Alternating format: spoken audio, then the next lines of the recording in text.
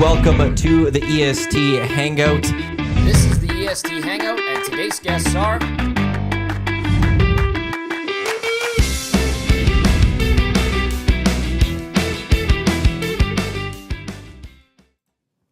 Hey, good Tuesday morning to you. Welcome to the EST Hangout, presented by Two Hoots Hard Iced Tea, a bolder, real brewed tea. Don't just give a hoot, give two. Matt Iwanyk, Tom Gazzola with you here live on EdmontonSportsTalk.com, tune in iHeartRadio, as well as those watching on YouTube. Joining us today from Sport Edmonton, it is Reed Clarke with his fancy kicks, as always. I love when Reed comes in because I just love looking at sneakers. And Nice. Just trying. wow, it once you start appreciating sneakers, you notice the people that have those sneakers, and then you just get super jealous that I don't have even more of them. But those will look sharp. Also on the show today, coming up in the second hour, we're gonna have a couple of Olympians, both local Olympians as well. Marco Arop as well as Angela Whyte. Arop is the 800 meter world champion from last year. He's going to the Olympics this year in Paris. Angela Whyte has been a three-time Olympian. We've got an track event in Edmonton on Thursday. It's the Edmonton Athletics Invitational.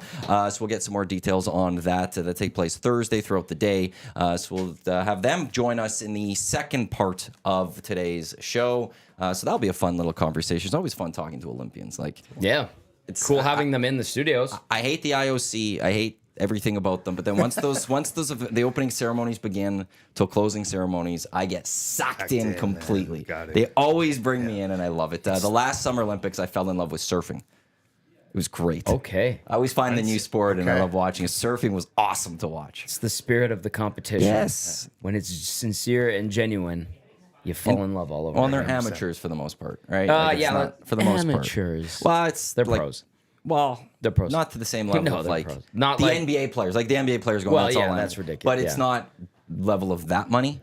This is not true amateurs like it used to be. No, it's not that. They are 100% dedicated to doing it, and that's their job. They make it work. On the show today as well, $100,000 hole-in-one presented by Golf Town. A qualifying opportunity for the Great Outdoors Comedy Festival. As you see next to the Two Hoots box, we've got a Trappers logoed alley cap here. We will get into that and discussing that on the show, as well as it's a new product that has dropped that Reed is going to fill us in on at Sobeys and Safeway liquor stores. It's delicious. But we've got to start with Hangout Headlines, which is brought to you by the Ranch Golf and Country Club, offering premier conditions, top-notch service, unmatched value. The place you want to golf this season is at the Ranch. Book your tee time, theranchgolf.com.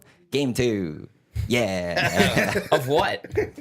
What are you talking about, Matthew? Mavs, Celtics, boys. and the Celtics up 2-0. There we go. All right. No, Oilers. Go, Reed.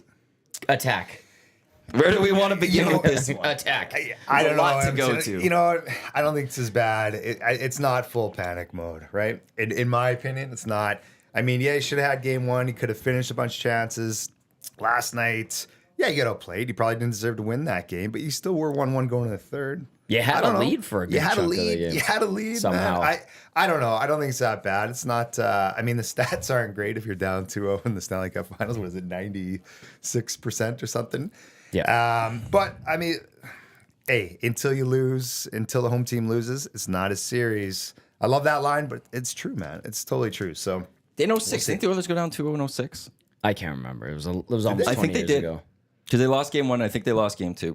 I think they were down 3-1 in Won that game series. 3, Now, lost game it 4. didn't end Yeah. great. 1-5-6, But lost this 7. franchise, last time they were in a cup, were down 2-0 and forced to game 7. So, Write your own history. Well, but that's write it where you get the cup still. So I just like it can be done where you could get to a moment like I don't think the Oilers are going to win this in 6 necessarily. Right now. I don't think we're going to see that gentleman sweep type. Who thing. knows? Potentially, I didn't see knows? them knocking off the Stars in 3 straight to end that series. But who's to say that this team can't They were the better team in game 1, outside of they had the better goalie in Florida and just playing unreal. Who's to say the Oilers can't play that game again for 3 and 4? It's and also unlikely, 2-2 but series. it could happen. it could happen. You know, the only thing that scared me was when Gretz was on game 1 with his what was that blazer? He had that Gucci blazer on there. Did you see that fit he had? Wayner, and then you start talking about how this series and this team with Florida kind of reminded them of what 84 when they got swept by the Islanders with their first time going to the Cup. So when he or started 83 to 84, yeah, when he started talking about that, about Barkov and Trache and stuff, the only thing I was like, shit, maybe Wayner. I was like, don't don't. And first of all, don't say that in game one. Wait, like what are you talking about? I think, and it was in between periods. That's like him being an impartial member of the media. he's like, I go to a lot of Florida games. I got a house down there and all kind of stuff. He's friends with the owners. Yeah. So that kind of, I don't know. I thought it was a pretty good take by him. And anything he says, you got to be like, okay, well, Wayne obviously knows what he's talking about. But that was the only thing kind of scared me, and that's one of the things. Like, is don't tell me this is a repeat of that, and they've got to learn to win, so they get swept in the Stanley Cup Finals, and they come back. I mean, and the good side of that is, I guess that means there's a lot more Cup Finals to come if history is going to repeat itself. But yeah, I don't know, man. There's still a lot of hope.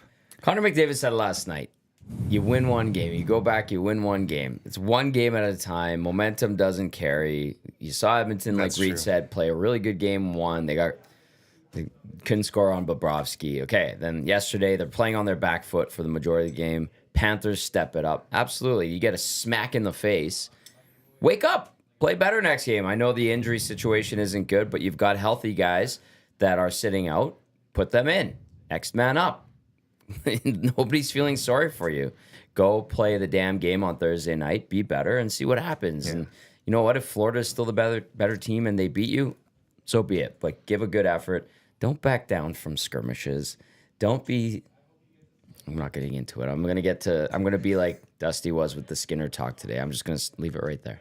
Just go win game 3. Yeah, he was fired up. Oh. Go win game 3. As simple as that. You've got another chance to play.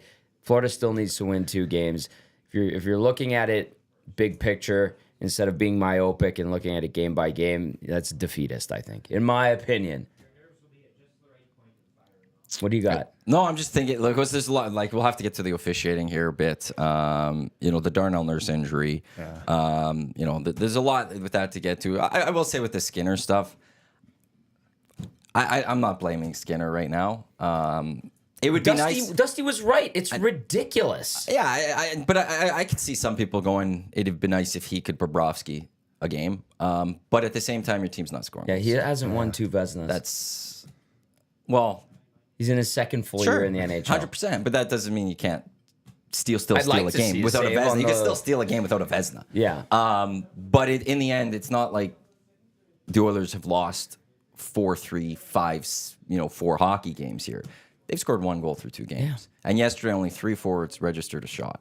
That's a damning statement right there. 3 forwards registered a shot. You have 12 forwards out there. Only 3 of them were able to get a shot on the net. That's the issue right now with this team. Mm-hmm. It's not the fact that your goalie let in, 5 goals through 2 games? Because it was an empty netter yesterday. There's been 2 empty netters. Was there 2? There's 1 in game 1. So he's letting 1 in game 2. So it's even less than that. Like, if you're telling me the goalie, that's all he's going to let in. The wheels fell off in the third yesterday. But it's you got to score. Like, you're not winning hockey games if you don't score goals. Correct. And having 1 through 2, again, you could look at Skinner and be like, I wish he could steal a game. But focus on that after your team starts scoring goals. Yeah. Right now, they're not scoring the goals. And correct. The only goal that's come from the series also has been a defenseman. On a partial breakaway. Yeah. 4-on-4. Great shot, but he probably should have had that one. You know too, what, right? Reed? It was a great shot. Shoot it right at Bobrovsky's 5 holes, so he should save it, and then it trickles through. It trickles in. Yeah. That's how you score on Bobrovsky.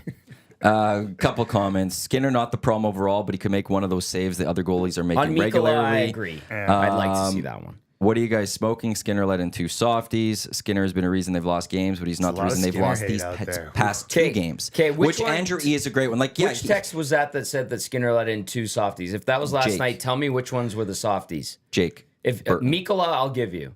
I will give you the Nico Mikkola one, okay? And I know Gager was just on the Nielsen show saying, hey, it was a bit of a knuckler, it dipped, whatever.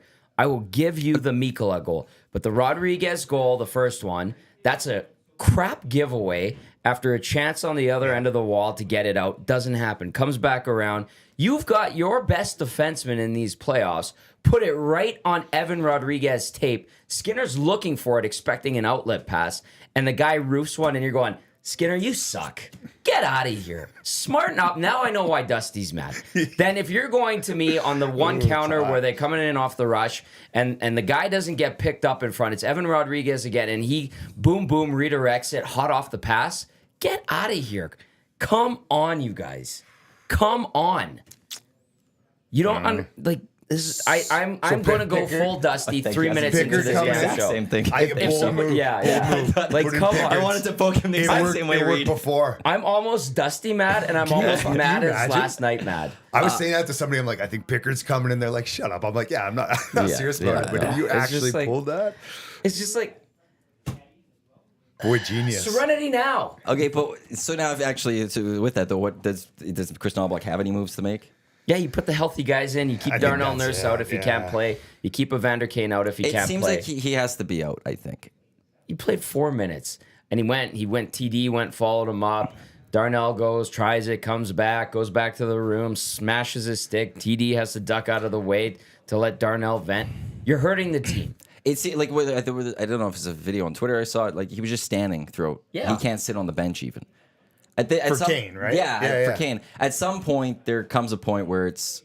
I get the toughness of hockey and this mentality of we're there till the end, but there also is a point where you're just hurting your team. Yeah. And bringing in a guy who maybe doesn't have the same skill level at you, but is closer to 100% than what you're at, is going to give a little more to the team. You got to make that change. Okay. And I feel like with what we've seen so far through Kane, Should be an easy move. Now's the point where you got to go to Kane and be like, look, it's just not happening. We only could play you X amount of minutes. Yep. You're not producing, not because you can't, but because you're hurt. Yes. We need to put someone else into this lineup. Yep. I'm with you. Derek Ryan is not the physical presence that Evander Kane is. Derek Ryan does not have the high-end skill that Evander Kane possesses. But what you're getting out of Evander Kane right now compared to a healthier player, I think logically you go healthy guy, go in there because Kane has hurt them through 2 games. Missed checks of step or two behind on back checks, not getting pucks out on the wall. We saw it again last night. Like, it's those little things where they're getting burned in a situation in this Cup Final against a good Florida Panthers team, excellent Florida Panthers Man, do they team. ever get burned, though? Like, if They do, because they every make single those time they get burned by this team. Because against Florida, Reed, if you make a mistake, they take a small one and turn it into a big one, and they punish you. I mean, I saw, like, when the Oilers get momentum and they're rolling, like, I thought McDavid was all over the ice last night. He was making plays. Like, I mean, the shots don't really. If you're just looking at shots, I think that's such a kind of ridiculous way to look at hockey sometimes, right? Like, when you're watching the game, you're like, these guys have more skill. They're controlling the puck. They can get to it. They can't finish. They make too fancy plays. All that kind of shit is true, but you can't tell me that they don't have the skill to beat this team. And then it's like Florida, it's like, okay, we take advantage of that. We dump and chase, we crash, we forecheck hard. Like, I don't know. To me, I know that's hockey and that's what wins playoffs, but it just kind of sucks. It just kind of sucks to see that. Sure, honest, if you're an Oilers fan, the way it's happening, it just kind of sucks. Like, you love seeing that talent, right? And even the goal last night. I mean, hey, it was a great 2-on-1. The shot, I was just like, I love seeing that kind of hockey. I know you don't get to see that, and they're just like, well, we just got to grind it out, and that's how you win cups. But man, like, I just do the NHL so much better to have, a team like the Oilers and see high skill or get McDavid on that breakaway. I mean, I think there's a penalty there, but like, that's the kind of stuff that is going to attract more fans and get people into it, man. How dare you besmirch the Florida Panthers and the power of South Florida? Hey, Ariana Grande's at those games. She is. Was she there yesterday? Yeah, within like a more old school Panthers 90s, practice jersey. 90s practice jersey. It's pretty sharp. Well, I do love the Panther, like what's kind of coming at you. Their first one, that one's pretty slick. I do like that. They've had some really good looks over the years. The Panthers. I'm not gonna lie. I've liked some of their looks that they've. When they did those reverse retros with the blue and stuff, those were nice. Those are some of the best ones. But to your point, it's like when the Kings were winning cups. Yeah, it was bad hockey, like over for entertainment purposes. LA Kings fans are thrilled they're winning Stanley Cups, but it was dull, it was boring, and hockey being, well, most sports a copycat league. Teams then try to emulate that for a little bit. So yeah, it'd be just better long term if the Oilers could win, because then teams would try to replicate that for next year or something, kind of as model, opposed to a little more. Have you seen the maps like all over? I don't know how they do it, but I think it's like Google searches or whatever and social media. But it looks like all like the U.S. except for like a little section, and Canada's cheering or is more interested in the Oilers than the Panthers on that. I don't know how they come up with that data, but that's my take, that nobody really wants Florida to win except people in Florida. And people in Vancouver, Toronto, and I don't know what Calgary cares about. Calgary. I don't know what Calgary's doing. Calgary Tower was lit up blue and orange yesterday. Hilarious. That was great. Yeah. They had to That put was out a that great release take. ahead of time. That Like, was- this that is was for well something done. else. It's not for the Oilers. I think it was like Weird. World Autism Day or Is that what something. it Yes, Yeah, yes. which It was I a guess good was the cause. colors. It was a great cause, Yeah. whatever it would have been. But it was just like, I love how it's just, okay, this isn't for the Yeah. Oilers, everyone. Not the I Oilers. think they said never too. In the thing, Which is it should never I be get for the it, Oilers. yeah. I respect. I actually, any Flames fan that's cheering for the Oilers, I lose respect for you as a fan. Yeah. That's your rival. Why are you cheering for your rival? You should not cheer for your rival. I You mean, should I want wouldn't be. misery from your rival. Yeah. Oiler Yeah. fans should want the Calgary Flames to be an awful hockey team and be 32nd in the NHL every single year. Don't be cheering for the Just other how team. it Just is. look at them and be like, oh, that's too bad. It's rivalries. It's just too bad it wasn't the Rangers. I would have loved that New That would've been York great. Oilers series. It would have been cool. What would have Wayne Gretzky done at that point? I don't know, man. Maybe a custom blazer. Maybe we'd add Oilers and Rangers on there. I don't know. I don't know if he thinks the that far inside. ahead, Gretz, but he should. Does Draisaitl get a suspension? No. Stop it. Stop it. I'll say this. it If, was a- if go. this was regular season and Barkov doesn't play the next game, I could see Draisaitl getting a suspension. This is playoffs, so if it's, I believe, could be a one-game suspension in the regular season, naturally in the playoffs, that drops down to a fine. Yeah. It was a cheap shot. Yep. It But was, the NHL does like to suspend based on availability. It was That's what I heard. That part's a little bit scary. So if he's a no-go, there's a chance. And it doesn't seem like right now they're expecting it, or maybe they're just playing coy. Maybe Yeah. the Panthers are just playing a little gamesmanship here to try to be like, hey, he might not be ready to go. But that's historically what the NHL has done. Yeah. It's whether during a game or later, they suspend on the result, not on the action, far too often. And that's where it's if Barkov's not ready to go. Again, I think in the NHL, in the regular season of the NHL, that could be a game. Yeah. But in the playoffs, it has to be worth 2 for, every one game suspension in the playoffs is worth 2. So that's where I don't think it is. But I'm not. I don't know. We've been surprised I think it's before. something to watch. Did they not call it originally? Like, no. There was literally a ref that watched it right in front of him, and then the back ref across the ice saw it as well, and there was no call. And I think he got his shot in on Barkov's chops. At first, I was like, oh, that wasn't too bad. And then you see it, and you see Leon see his moment, and he just give him a little bit of a chicken wing. That's how you create space for yourself. I said it on the post-game show last night. He's going to get fined. We move on. And then you throw elbows and you get mean and you play tough. so they had to review it to actually get the penalty. They had right? a meeting of They had a the lot names. of meetings yesterday. Yeah. Yeah. A lot of meetings We'll get to yesterday. the officiate, which They is not good. huddled up a lot yesterday. Yeah. It's just anytime, if anyone was just flipping between whatever and coming back, they probably saw a lot of just also the refs huddling again. And the refs It's like huddling reffing again. elementary basketball. You wait at the hoop if the ball goes in or not to make the call. Like I don't understand it. It's either a penalty or it's a foul or something first, but But not we'll the still same find out. thing. Not the same thing. Do you want to get into the officials? Let's go. I thought Well, you brought I'm it up. still just like I'm not as dismissive of an idea of a suspension as you and Dusty are. That's fine. Just from the NHL perspective, I could Yeah. see them potentially going Barkov's out. Here's that there's a conversation happening. yeah. Not that I fully agree with that. I or don't not, disagree with that. but Could happen. I don't think this should happen necessarily, but I wouldn't be so dismissive that we're not going to get that press release or announcement at some point in the next couple of days saying Leon's out game 1. I'm looking for Let's see. Leon Draisaitl Well, scheduled for what's an wrong? injury. Like, does he have a busted jaw? Is it concussion? I mean, I guess it's one of those Hurt two feelings. things, right? Yeah, he's got some hurt feelings. That might take a while to get over. Well, and if you're the Panthers, you're gonna. I think you play this up no matter what. If he is hurt, there's nothing to play up. You're saying he's hurt. But if he's not, you play it up and try to see if you can get that suspension. What did Maurice say in the press conference? I kind of heard He just like a said clip this of isn't it. the Oprah Winfrey show. My feelings don't matter. Is that what he said? Yeah. What a reference. Eh? Great. Oprah was great. That was a lovely show. Oh, yeah, it just hasn't been on for about 15 years. Yeah. Yeah.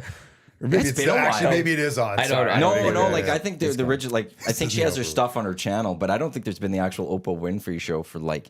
You might be right. It might be 15 I or don't something. know. Yeah. But he That was looked a dead long serious time. when he said it. Like he wasn't. He wasn't, not but that happy, might be the right? gamesmanship there. That might be a legit trying to sell it to the National Hockey League that he's not ready to go, or he might not be ready to go to try to get that suspension. Which Good. I will say That's how the you do Oilers also need to play a little more gamesmanship. So can you do that? Like, do they have to wait till he's actually out and be like, I don't know, he's not going to play? Then they suspend Draisaitl. Then they put him back in the They lineup? might. I mean, That George would be a Peros, Vegas Golden I don't Knights know. move right there. Department of Player Safety is such a wild card. Like, That's the other part. Too. Yeah, He it's just, like, he just you shows just up. never He know. just Yeah. shows up in between periods. Yeah. Willis Reed style, New York Knicks. That would be amazing. Yeah, we saw the Fogle with the penalty yesterday, and who did he hit? Because he came right back out not too long after. was it Luo Starinen? I think yes. Yeah. And it's just like, well, if he gets up and starts playing right away, I don't think there's a penalty there to that extent. Well, it's not a yeah, 5, to that extent. right? But he looks like he's hurt and he's not going to be playing. So the NHL again, they always act on the results, not on the action. Well- and I've had issues with that for a long time. But now that's my fear of what Draisaitl is. If the NHL does look at the result, which is, Yeah. Markov might not play for Game 3. Yeah. Okay, Leon, you're out for Game 3. Did Bouchard actually connect on Kachuk's face on that one penalty? You know how he like knocked him over on the hit? It was a good hit, good play by Bouchard. And then they're skating up ice, and Bouchard kind of Oh yeah, we gave him the elbow. I thought it was a phantom elbow. Like that's what it kind of looked like. like, what a watching sell. it. Yeah, kisses the glove. Oh, that's a penalty. yeah. The so, Even the shot from McDavid, his headlight went way back on it. Like Yeah. he just got an uppercut. yeah. You want to know? People could rip on that all you want. I'm not ripping on it. No, It's a I'm great not. sell. Others, the Oilers got to start doing that more. The Oilers got to start selling a little bit more. The Play Panthers wine- are taking play advantage wine or of it, hockey, and it's one of those unfortunately, yeah. things where people, it's not honorable. I don't care. Play the gamesmanship here and embellish a little bit. I'm not saying dive. I'm not saying a little tap on the shin, drop down or something like that. But who was it? Was it Bouchard that got drilled in the corner? Or was that? Which play? It was another, like, it could have been a charging call, but it was missed. But anyway, I think maybe it was on Fogle who he got hit, but he got up right away. Stay down a little longer. Stay down a couple of extra seconds. Do that and try to force the refs' hands and things, because that's what the Panthers are doing right now, and it's working for them. Overall officiating, your guys' thoughts? In that Horrible. game? It's bad across the board. We had Mike Civic on Hello Hockey a week and a half ago, and we flat out asked him about the officiating. I said they were spooked. He described it a completely different way. We almost had him for 25 minutes, and he in an eloquent way shredded officiating these days. I highly recommend going back and watching it, not only because it's a formidable program every Saturday on this fine station from 10 to noon, but the reffing is bad. It is bad, bad, bad. It is inconsistent. You don't know what's what game to game. Where I have an issue is when people say it's always slanted against the Oilers. Oh my God, it's slanted against the Oilers. Yeah, come on. You know what? The other fan base is saying it's slanted against them while you're saying it's slanted against the Oilers, because that's how bad it is. It is, the bar is set so low with the officials in the National Hockey League, whether it's that I think they're spooked, or as Cass says and Belzy, it's too fast for them right now, or whatever. Like Mike was, again, very good at describing what the officials are at. He says they're reacting to guys bobbing their heads back and stuff like that, not trusting their eyes. It's bad. Officiating in hockey, especially the NHL, is bad right now. And these are the best refs. Well, I just that's want to what I'm point that out there. Yeah. These are This is the absolute best. Like to get into Stanley Cup Finals to be a ref is Yeah. not easy. No, it's not. You gotta They're have in a how tough many years, spot. experience, to all that.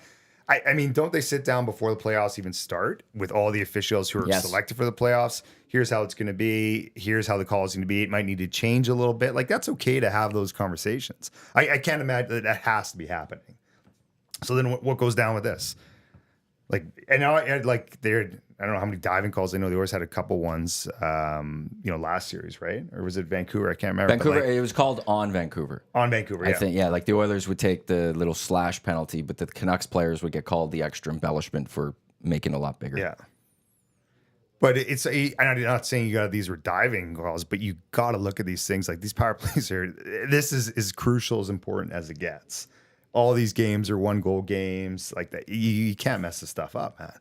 And if that means you got to keep looking at reviews all the time, I don't care. Look at reviews. Yeah. Like, I'm always a fan of that, right? Well, Like, Get it right. yeah, get it right. The one puck over glass was missed. So- Would have been a 5-on-3 The for most Edmonton. obvious. I will say that one obvious annoys fuck me. over And I was talking with Rashog about it last series. There was a moment where I'm like, we all look in the press box. We have TVs in there, and we look over and we saw what the result was, and then the refs are still huddling, and it's like for that one play that if there is something that the ref should quickly be able to like get on a headset. It's that one because everyone at home and everyone that has a TV could quickly see with a snap of the finger, like, oh yeah, no, that touched the glass or that touched the stick or no, that went straight out. And for them, they have to go by memory, and the four of them could chat. Although we kind of noticed on that one of the linesmen went to go get a bottle, like a drink of water, and then came back and immediately they made the call and they got it right. So I feel like the puck over glass one? Yeah, they got it wrong. No, last series. Oh, last when I was series. watching it, like it looked like they were having their discussion. Linesman went over to grab a water where the guy with the review stuff is. All of a sudden he comes back and they make the call and they got it right. Like, but just review it. Like on the puck, that one doesn't take long. Not right now. No, you can't, and that's what makes no sense. Like That would goaltender have been their interference. third, right? They had 2 other delay games last night. I thought they did. I think so. Trying to remember. But like we review goaltender interference, and it's very. There's a gray area that comes with that sometimes. It's very, even offside, it's so tough. This one's really easy. Yep. And the fact that we could all just quick, like, it's not going to take 10 minutes. In fact, you're going to shorten it because the amount of time it takes for them to talk, as opposed to someone quickly be like, yeah, no, puck over the glass or penalty was in the zone when he shot it. It would be very quick to do. So that one I don't understand by the NHL that they can't just figure this out.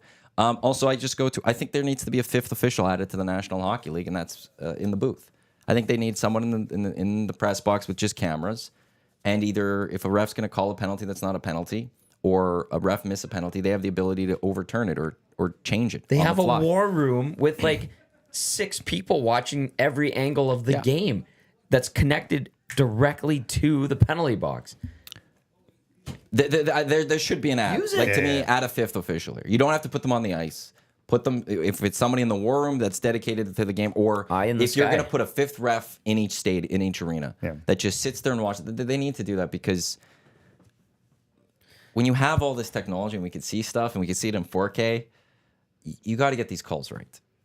All right, Pat in the county says a few other guys, Francis Saravalli included, said they got it right based on the blue line ? In what way that it's not? I don't know. Aren't you still in the zone until it goes completely over? When's the puck cleared from a zone? When it fully crosses the blue line. Fully crosses the blue line. Yeah, so it didn't fully cross Puck the was blue off line. his stick before. So it's still in the zone. Right. That's the way I would interpret it. I haven't looked at what the rule book says. Yeah. But to me, my interpretation is that once the puck goes in, it's not cleared until it fully crosses that blue line. And I'm reading that and I'm going, oh my God, here we go with the micro touches for offside and what is possession, what isn't possession. Kale McCarr 2022. That was the right call based on the rule book. It legitimately was. But I will say, based on the rule book, he had it was possession. I'm not even going to get it. I'm not getting the NHL after that moment where they screwed up is they didn't fix that rule.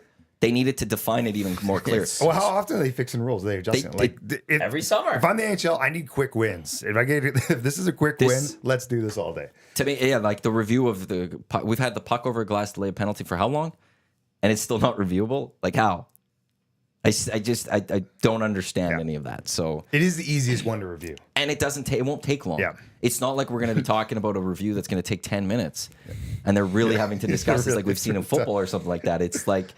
Everyone else knows the answer before the refs and the linesmen huddle up and have the answer. It's like we can make this even quicker. It's very obvious. Just go to the bench, take a look at the tablet, and make a call.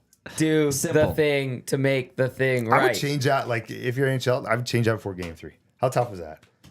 They've changed the rule before. What do you got? A couple signatures you got to do. They do when Sean Avery took the get a little e-signature in front going. of Brodeur. They changed that the next day. Yeah, I think that was a playoff series. It was. And they immediately changed, like put a rule in place so that can't happen anymore. They did that right away. I don't know why you can't add the, let's review this. Fair point. I will put it on the agenda in the summer meetings. Yeah, maybe we get to it. Maybe. This one, I like this text. Best refs, pump the brakes. Surveyor Brett hasn't been assigned any games yet. Touche. Yeah, there's a reason for that. I love Surveyor Brett. Here's Dave Jackson. To help clarify any confusion, puck that is still in contact with the blade of the stick when it breaks the plane is not a penalty. The rule book does not mention initial contact with the puck. Refs got the call right. For the blue line? For the puck of the glass? Yeah. What do you, I gotta I feel like we're entering micro touches territory. No, I know, here. but I don't understand it. It's the puck can't be sent out into the crowd or out of play when you're within your defensive zone. Is that not the rule? Yeah, so he's so what's got he his feet. saying? I'm just confused by that. He's got a screen grab too, and you can see. But like on the replay from the other angle, the reverse angle, it looks like when he's flicking it out, he's still in the zone. So I mean, this is totally getting into the Cale Makar 2022 possession, not possession. Okay, so so the puck's out, but he's in. He's saying what I think is saying here is contact the with the fact blade. that the puck is still on the stick blade when it clears the zone, not his initial point of when he touches the puck. It's where was the puck last touched by the stick. There were angles that looked like the puck was off the thing. blade and on its way to the crowd. This one picture that he's showing, and this goes to the Makar thing, where with that one, there was an angle everyone shows, which is it's an illusion. The stick blade actually faces the other way, and everyone thinks he's touching it. It's actually facing the other way. That's where you have to have every picture. You can't just show me this one still and say it's touching his blade, because I actually don't know if it's on his blade. That's why I'm saying It could be the just a little reverse off. angle looked like it was off when he was still technically in yeah, the the first zone. Their eyes replies- were that good to pick that up live going that fast. And that's the other thing to it too. Hey, good on you, but you missed a bunch of other Gabe things, Vilardi right? last year, the high stick that before the game-winning goal. Yeah, like in this Same thing. situation, I will say that they didn't get the chance at a review of this. You can't tell me in real time you noticed that. Eagle eyes, It was man. Eagle eyes. It I was saw that. it was that centimeter off the blue line when he let When go they, of that when they puck. huddled and up, he we're should have went good. like this. Like I had this the whole time. Don't test just me, got bro. LASIK. Don't test me. I knew that. Yeah. So yeah, I need to see I would have to see the reverse of when the puck was officially let go to fully agree on that, but make Should it be reviewable reviewable, then. though. Make it Regardless, it should reviewable. be That's Says that's next where- year is supposed to be. RCN says it's reviewable next year, by the way. Oh, is Thank that what you, they're RCN. finally that's putting? good. I'll believe that when I see it. I'll say that's that. good. There was supposed to be a secondary goal line inside the net that the NHL announced years ago, that if the puck touched it, it meant the puck was fully across the line. Yeah. And that never happened. It never came in. So that's where I'm always be a little skeptical with the National Hockey League. Maybe they'll test in the East Coast League for a bit first, and just see, Just slowly work its way see how up. it goes. Yeah. This is the EST Hangout presented by Two Hoots Hard Ice. Team Iwanyk, Reed Clarke, Tom Gazzola with you here. So what's the confidence level that the Oilers could still win this series? I got a lot of confidence. In them. I think they can do it, man. Like I always tell people, it's hockey. The momentum isn't there. Guys are running around the ice. They bump into each other. You get lucky bounces. Things happen, man. Like you can't predict this shit. You really can't predict this shit. So I got a lot of confidence. I mean, if they don't come out Thursday, the place is going to be crazy, right? If they can kind of ride that a bit, get off to a start, carry the game, and then Saturday, this city's gonna burn down, dude. Like this is gonna be. I hope not. Please No, don't do I mean that. that in a good way. I love Sorry, this. I mean Yeah, that. I I mean that in a really positive excitement. Oh, It's okay. it's gonna be nuts. Yeah. So you just got to focus on that, and then if you can tie it up, I mean, who knows? Best Game of at a three, time. no big deal. So Game at a time. if you want to get like a percentage wise, I think about 75 to 80. I think they can pull this off. I like that. That's high, but Positive. why not, man? I'll just look at game one for that. And that's if you could find, let's say, 90% of that game, you're going to win that game. Yeah. Bobrovsky's not going to steal a second one like that. I don't believe when you have Connor and Leon and stuff. So, it's to your point. And there's a reason it's said. It's series isn't over till home team loses.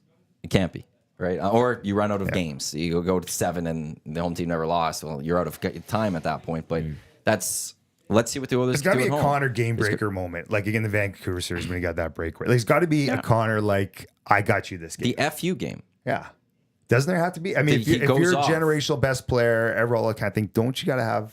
You need to that? elevate. Like you got to that's- show up yes. now. This is it, right? Yeah. Like we could talk all we want about Skinner. We could talk all we want about third, fourth line, Kane and stuff. But in the big moments, the stars need to shine. The stars need to take over.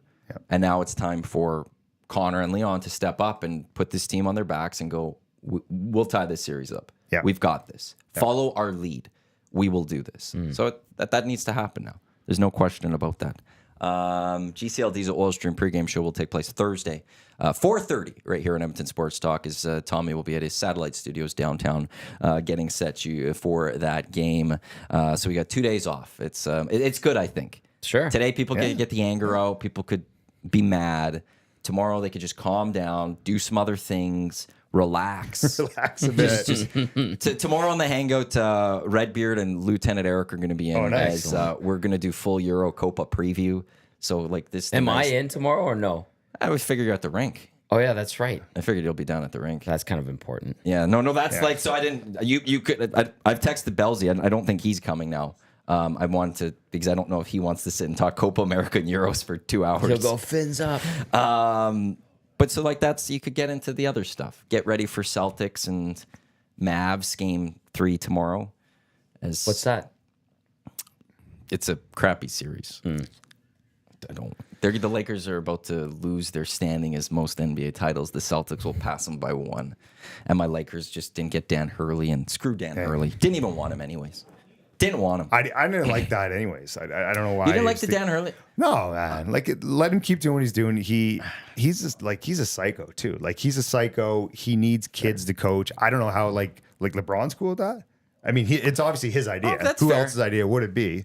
And that, like, Well, he's calling all the shots. I'm just down truth who they go get. There's one name that was floated out there kind of in Jay Wright, and former Villanova coach, 2-time national champion. He's in the broadcasting world now. He's turned down other NBA gigs, but I'm like, I like Jay Wright. I think he'd be a good one. Maybe he could do it. Or maybe LeBron player coach, man. That would be JJ come Redick. back. Jackie Moon. Yeah. I don't worry. Yeah, I thought JJ's maybe better fit. He obviously doesn't have the experience stuff, but That's the only fear as a Laker fan I have of JJ Redick is that he doesn't have the experience. But if you put him there and you get him some proper assistants that were head coaches, and some of the names that are floated in the past, Scott Brooks being one of them, formerly of OKC in Washington, and I think I forget who the other name was. I could then live with that because then there's someone he could rely on. And JJ Redick's just a very smart guy, I feel like, with basketball. But I don't know, the Lakers, and he's a sick, like he's fanatic about like everything, right? So he'll be meticulous on the details. But Reed, we'll see. How quickly, when LeBron decides to call it a career, I know he probably wants to do the Ken Griffey Sr., Ken Griffey Jr. thing with Bronny or something like that, right? How quickly does LeBron get that Vegas team up and running? Because you know what's happening. They're already talking about another location where they're going to put a new arena in for this NBA team that LeBron supposedly is going to own. Are you buying into that? I think it's already a done deal. Yeah. I think for sure it's a done deal. I think they're waiting for like the next media rights deal or whatever to announce both Seattle and Vegas, right? Okay. Because you need to announce Seattle. Yeah. Which actually, that's Seattle Supersonics right there, that hat. Green and gold, the baby. colors, Same colors, right? yeah. It has the same colors, I just realized. That's why I brought it up. Have you actually ever been to that arena? Have you been to Climate Pledge? Haven't you? I haven't yet. No, I heard it's amazing. It's crazy. Like they have the big Space Needle. There's like a whole park there. There's a museum, and then you kind of walk into it, but it's like built into the ground.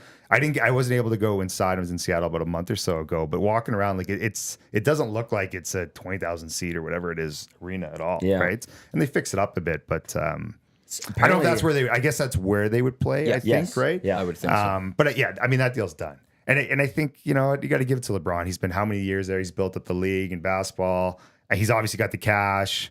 I mean, why not? Well, and it'd be Fenway Sports too with that, which is Red Sox, Liverpool, Pittsburgh, Penguins. right? Yeah. How about another arena in Vegas on the Strip? I've never heard that because they knocked down Tropicana for the A's. Yes. Right. But I didn't know they're going to build another one instead of T-Mobile. Yeah. Everyone just wants to build arenas. Yeah. They want to beat Phoenix in the amount of arenas possible to be used. They've got T-Mobile Arena. They've got Thomas and Mack Center at UNLV. Yeah, T-Mobile's great. Then they have like the arena at Mandalay Bay, and I think there's one at which is going to go away because Mandalay Bay is going away. No, it isn't. The Mirage is gone. Oh, the Mirage. Sorry. Yeah, Caesar's Palace kind of has something. And well, they still like for the boxing. They all have their little arenas. MGM has one. Yeah. It's unreal. They built the Silver Knights 5,000 seat arena in Henderson.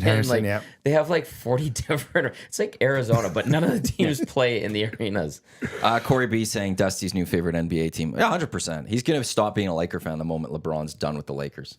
That's how he is. He follows LeBron. I respect so that. I'll be back to being a LeBron fan, or I'll be back to being just the lone Laker fan in this building, and I'm okay with that. I'm going down to Vegas. Canada's playing US for an exhibition game. I think it's July 10th at T-Mobile. Yeah, that's gonna be great. But when are you going to see LeBron, KD, Curry, Shea, Jamal Murray, all of these guys? It's probably like one of their last exhibition games until they go. They need to get ready. Yeah, like they'll be playing. Yeah, like they're all going to play. They're probably all on the same flight, man. They probably all chartered some kind of, I don't know, jumbo jet to be going after that. Like, it's like I think summer league starts like the next day or something. So I can't wait for parlay the into Olympics that. just to see Canada's men's gonna be basketball, killer. see what they could do. It's gonna be killer. Because there's going to be a lot of buzz and a lot of talk about Hell them. yeah. And Yeah. hey, as much as it's disappointing they didn't go a little further, but Jamal Murray and Gilders Alexander giving having a them more little rest, extra though. time, Yeah. having that rest, Yeah. it's better big. for Canada. Totally. Is Wiggins on the team? I think Where there's are we at question- with Wiggins? I think there's a lot of these days? question marks. We never know. Like he might show up. I heard think that he he wants wants to. to be. Yeah, I heard that. They don't. What about RJ? RJ will be there. Oh, yeah, he'll be His there. dad's still the Yeah, GM. Yeah. But with Wiggins, he's turned down Canada basketball I know. enough in the past. Yeah. That as much as he wants to go, I think Canada basketball is When he's played, he's good. been great though. He's been great for them. So I mean, who knows? They need him. I think it'd be good for him to kind of get back on it, kind of show his game. He didn't have obviously a great season, a lot of other stuff going on. So I don't know.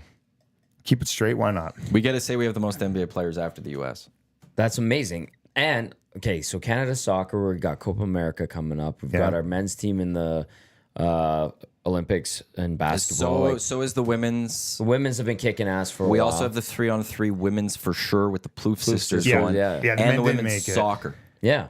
is going to be Well, at the women's Olympics. soccer has been the But it sometimes can be hard to pride of- qualify for the Olympics. So they're in the Olympics, though, defending Yeah. their gold. yeah, like the women's national soccer side has been the pride of our soccer in the easily. country, hands down for like 2 or 3 decades. And just on top of that, it's the Euros starting on Friday. Boom, 1 o'clock, Germany, Scotland. boom. Eric will be at the German Go soccer. Scotland. Yeah. Go Redbeard. Okay. You're just against Lieutenant Eric then. That's cool. No, I'm not. I love Lieutenant Eric. But you're He's cheering awesome. against Germany at that point. No, I just would rather see Scotland That's win. okay. That's cool. That's all. I don't care either way. No reason. You got both Got your every nations in squad. it. All right, Poland and Italy are in there. Yep. Let's go. Yep. I love Go- the Euros more go than the World teams. Cup. I feel it's better soccer. What about Ireland? The Irish? Are they making it? I don't believe I they hope are. they tried hard. I You don't know what? believe they are. My Me too. country, my team, we are in Copa America, Matthew. Damn rights we are. Italy and Poland, they What? are in Euro. My team, we are in Copa America.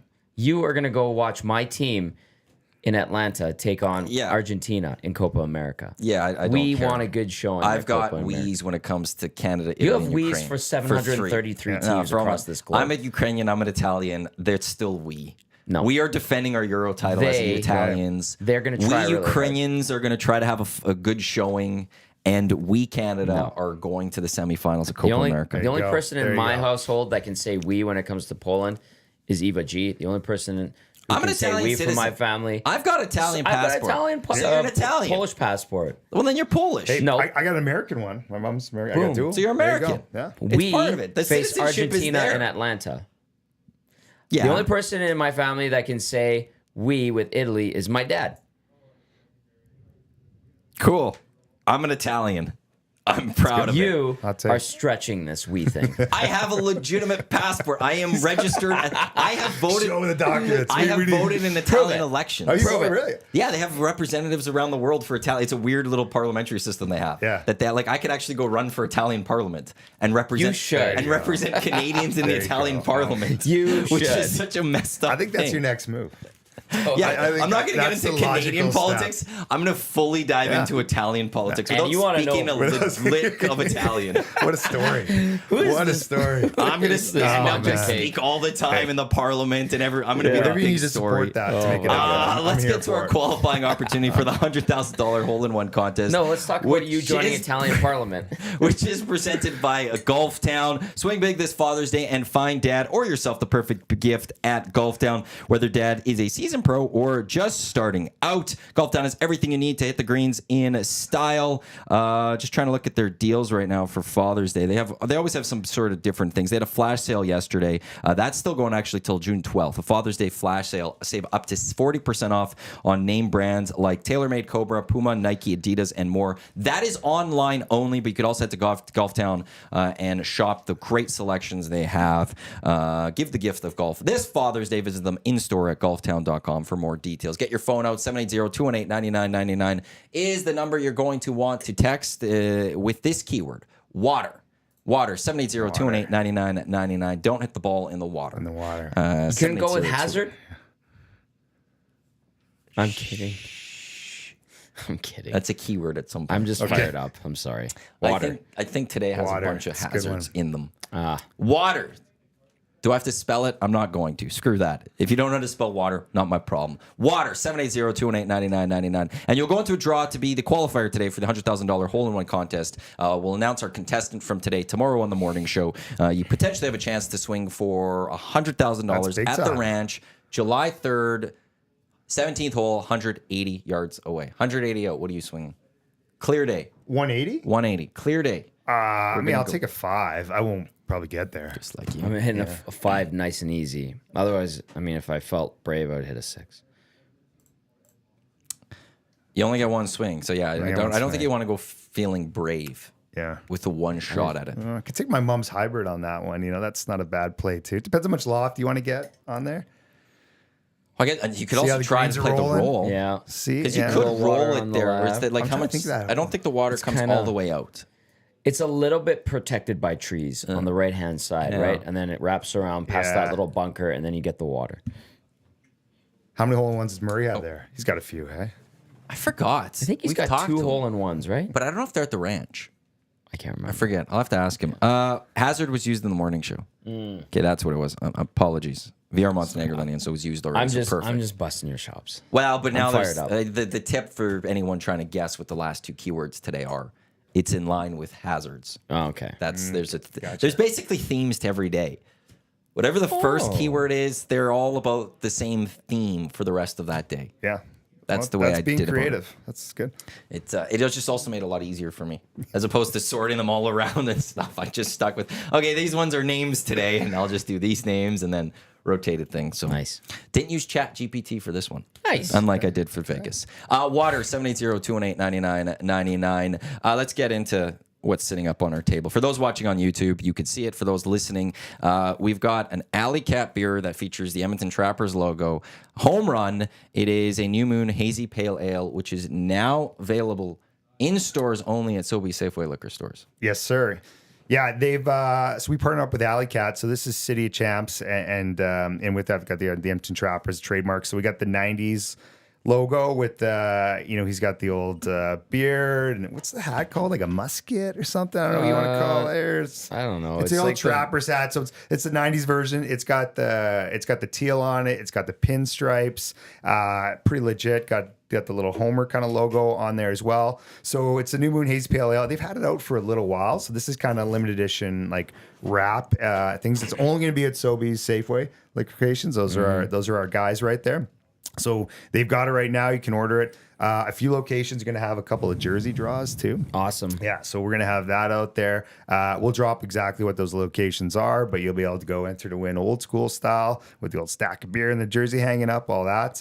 But it's it's a great beer. It's Alley Cat. They're big fans of ours. I know you guys are working well with them on the 6 o'clock lager, which Definitely. I heard #1 craft beer right now in Alberta. That's through nuts. Sobeys and Safeway That's liquor nuts. stores. So this is obviously a different kind of beer, but delicious. So yeah, it was great that we can partner up with Cam and the team there and get this done. Belsey loves the hazy pale ale. I think Trev does too. And then you brought me some.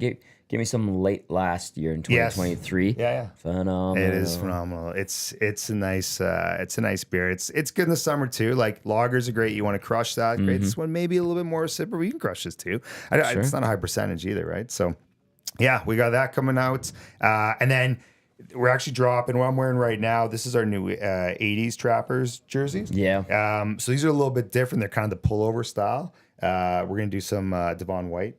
Because they give a little bit of homage to the old Trapper and Blue Jay. So doing that, you can get your own custom name on it too. So these are gonna be dropping. I think on Friday we're gonna drop these on the site, which is citychamps.ca. So hit that up and you'll be able to see these jerseys, and then this beer will be in Sobeys exclusively. So go check it out. I just love looking at those logos. I can just stare at that thing. Yeah. They're just so great. And yeah, the Trappers had good looks the entire time. Yep. Start to finish. Even the last one I really enjoyed. Maybe J-Mo helped design that one. Did he? I think so, yeah. It was one that even maybe maybe the 2000s, the 2000, 2002 with the Eskimos. Yeah, and they had color. It was one where like maybe I just have fond memories because those were the last few years. Yeah. But and they won a championship in 2002 with them. 02, yeah. But it's just they'll just always have a soft spot in certain people's hearts, and I'm glad you Maybe guys one are day. doing this one, and you're right, and it does it's a touch of nostalgia, obviously. It's great. And you guys do have the Trappers teal and black pinstripe, and then the black version of the uniform, which you guys were nice enough to hook me up with. Well, that's because you modeled them. I modeled It was them, your but modeling debut, I would wasn't rather it? use OG Jonah in my shots more than me, and thankfully City of Champs did. These are cool though. Like this is really nice. That's like the I said, the OG. quality on these ones is legit. The stitching's awesome on it, right? So That's the key. That's the key. You want stitched. Yeah.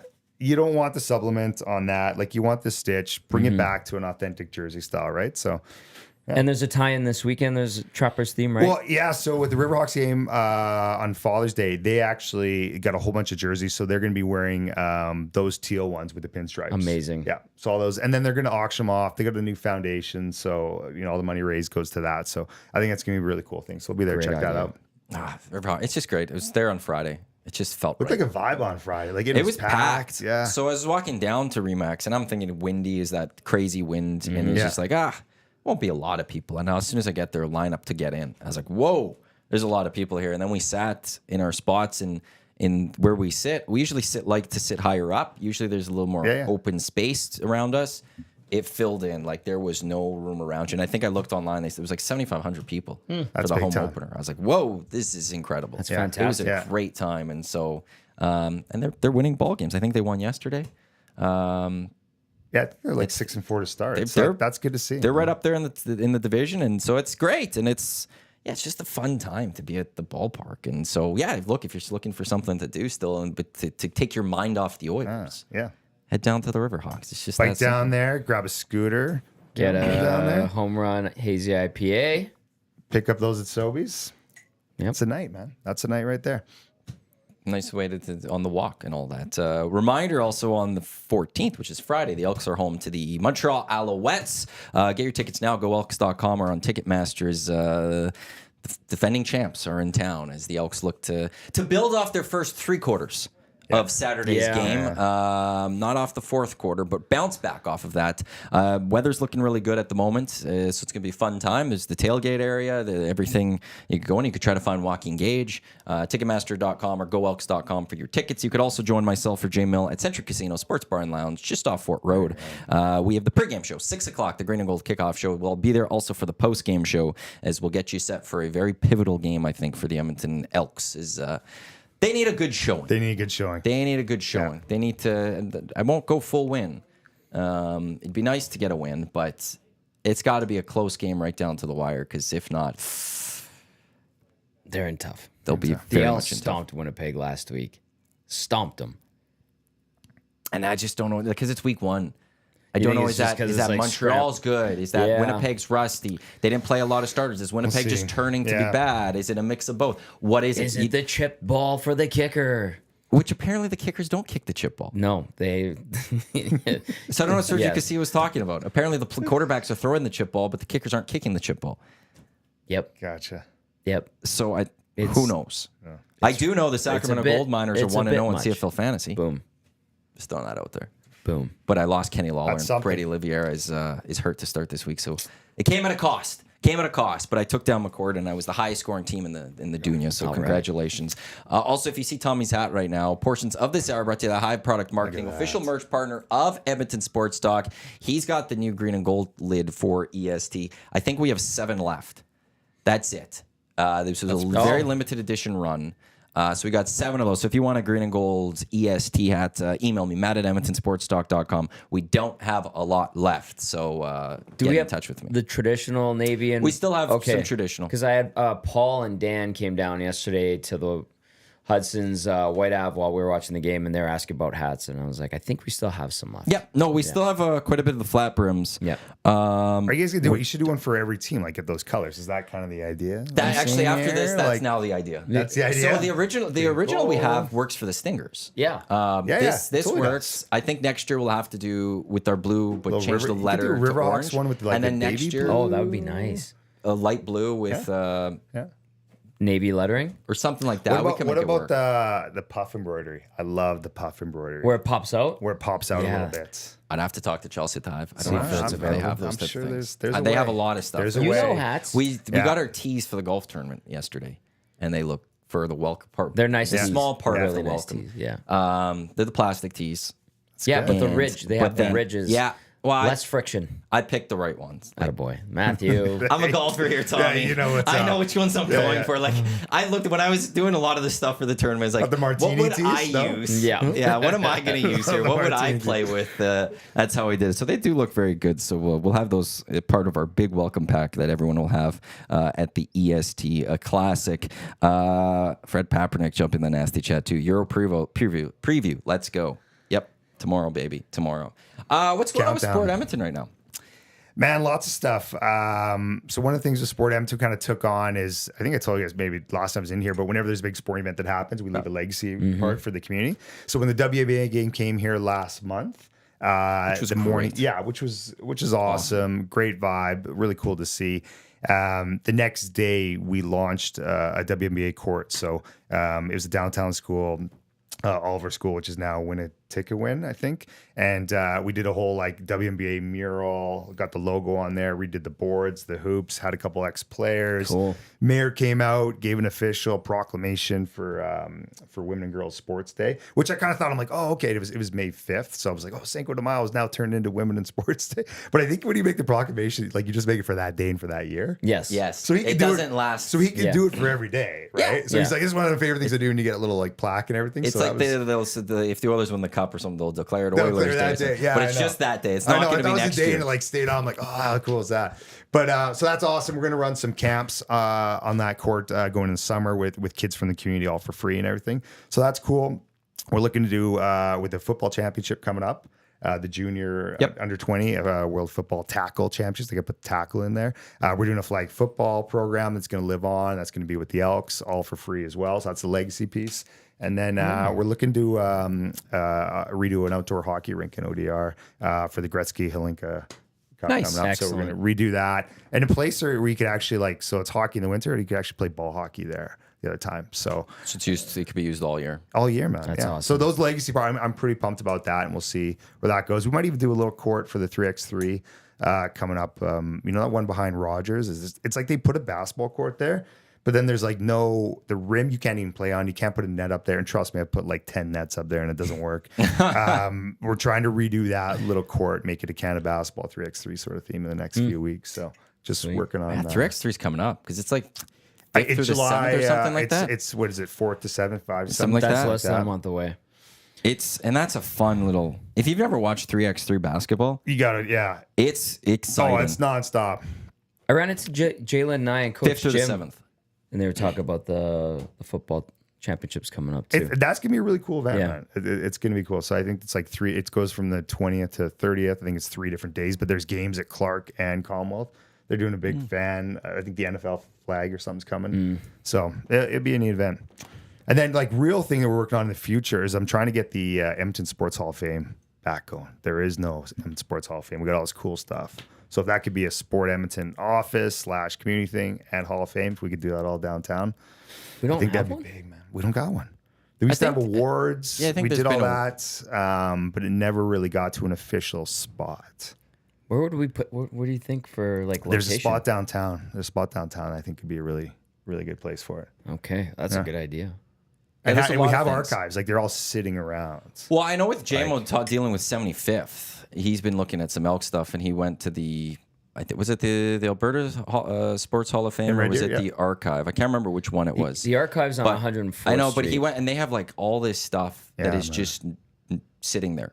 Yeah. And it's like, well, maybe we need to find a way to get this on display or do something Yeah. with We this put some stuff. out. and- There's some really cool grad stuff too. Like some's Yeah. in the Royal Museum, but we put some out for like a women basketball day for the Stingers last year. That was like, it's like, where's all this? Like, it's like some of the actual jerseys Wow. that they had, all these old prints, like old like books and scorecards stuff. So there's Grads, Mercury's, the Man. Edmonton Baseball Club, 1914. all that kind of stuff yeah, could be like- there. Flyers. There's so much Flyers, history yeah. for sports in Edmonton. Yeah. Like it's actually very rich. If you look at the teams, there's a rich history, obviously. Yeah. But even then, just the events that have come through. We've had the Commonwealth Games. We've had the 2001 World Championships. We had a bunch of soccer events that have come through town. Like, we've constantly had all sorts of things that it could all be on honored display somewhere. What about, Because it's I don't want to bash them too much, but like Calgary does not have a sports history like Edmonton. No. They have an Olympics. Like that's a big deal. That's a big one. But from team success to just a bunch of other things, it's not the same as that. Like we actually have a very strong history that you could honor, whether it be events or our teams or whatever it is, or even our Olympians. universities, our Olympians. And then you have yearly, like you induct people into the Edmonton Sports Hall of Fame. You do that yearly. I mean, there's so many selections on that, right? I didn't know we didn't have Yeah, and so that was going on. There was an induction thing for a while, and that slowed down, I think, in the last decade or so. But you need a home base, and maybe it's a little bit of a different thing than a traditional kind of Hall of Fame museum. Maybe it's a bit cooler on that, interactive stuff. Could be also a place for like media and press, and I don't know, man. There's lots of thoughts. So you just put in like you have the displays, keep rotating stuff through in Ford Hall. Ford Hall is just this massive spot. Doesn't really have that. You throw up a bunch of displays throughout there. Wait for people like it is a pedestrian bridge. That's how it got its funding. Sure. That's smart. And that's great. It is. And there's also an Oiler Hall of Fame that no one can enter. Yeah, I still find that weird. Oh, you can enter it. Not an average person. I know. That's the thing. Like when they were designing that, I was one person that was like, I hope they do a Hall of Fame. I hope they do a Hall of Fame. And then they announced it. And I think they didn't plan for it initially, so they had to like kind of develop it after. But it doesn't have public access, so it's like you're limited. A Hall of Fame should have public access. Yeah, the public should be able to come look at certain things. And the Oilers have a great history themselves. There's such a part of the city, there. Right? Like you're just flying in for a business thing. It's in August. They're obviously not playing. Like for a while, they didn't even have a team store. Yeah. Right? I was like, we can't even buy stuff. Like if you're gonna come to Edmonton or whatever from Sacramento, don't you want to buy like a Gretzky thing, a McDavid thing? Go see the rink. Go in that area. Go see the Gretzky statue, and then buy yourself an Oiler jersey or an Oiler merch of some sort to take back. Yeah, I do that with other teams all the time. Yep. You want to go to the team stores and buy stuff. Yep. Look at us solving world's problems. Yeah, we're getting there, guys. We're getting there. We just need the funding for these type of things. Yeah. Now, can we work on the power play and 5-on-5 play? Kidding. Sam Gagner.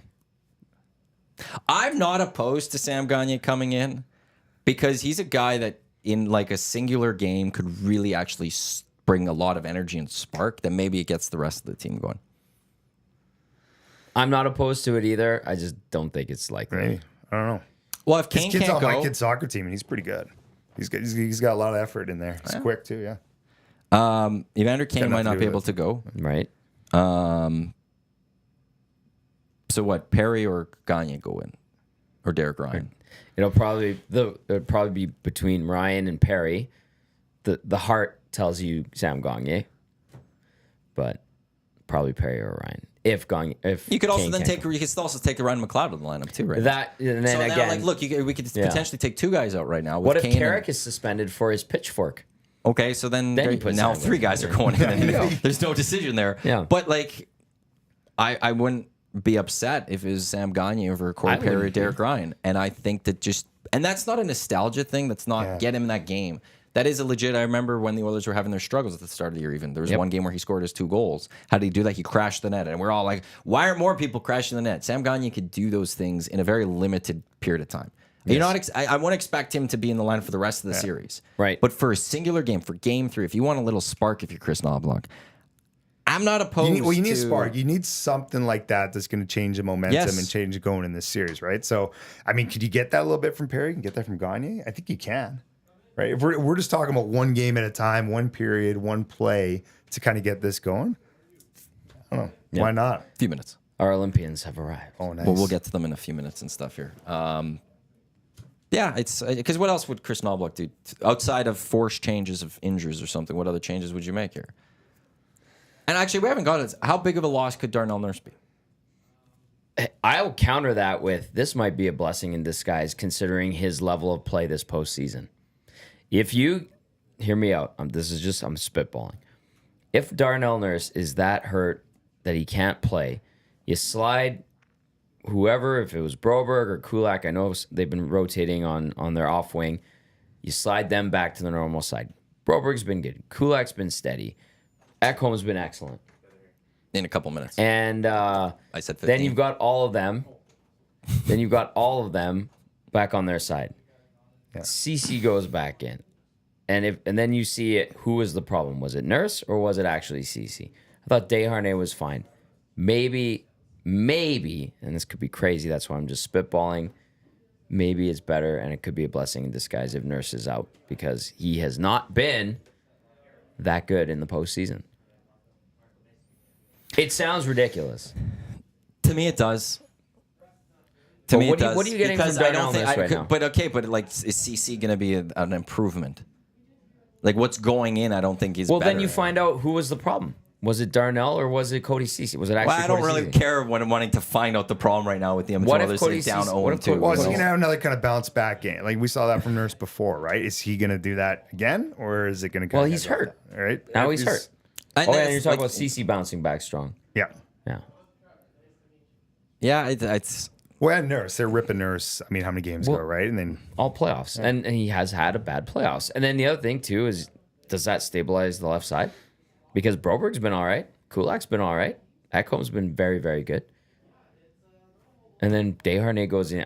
Was Desharnais bad last night? I don't think so. I mean, with the pressure the Panthers put on, like you can't play hurt in the series. Like if it's going to, you cannot play hurt and do that. Like you got to be on it, right? It's kind of my opinion on it. So if guys, it's coach's decision, man. That's why he's in that spot. When he how much play time was it? 4? Darnell, yeah, 4 minutes. Yeah, like at that point, if he can't provide any meaningful minutes, he just has to be able to line Then up. why you put him in? Yeah. Well, no, but that's where it's like Exactly. I think that still hurts this team though that Darnell Nurse is hurt and can't be in that lineup because I don't think it's a better defensive makeup without Darnell Nurse. I don't think it's better because Cody Ceci's in. It's like I don't think anyone was watching the game last night going, you know what this team's missing right now is Cody Ceci. Man, that was a bad move by Knobloch. Nobody's saying, hey, they're missing Cody Ceci. Well, that's the point. So now you're losing Darnell Nurse and Cody Ceci's coming in. So I don't think it's a better defense overall. I'll put this to both of you. Who's been better, Brett Kulak or Darnell Nurse this entire playoffs? Well, Kulak. But okay. Yeah. Who's been better, Philip Broberg or Darnell Nurse this entire playoffs?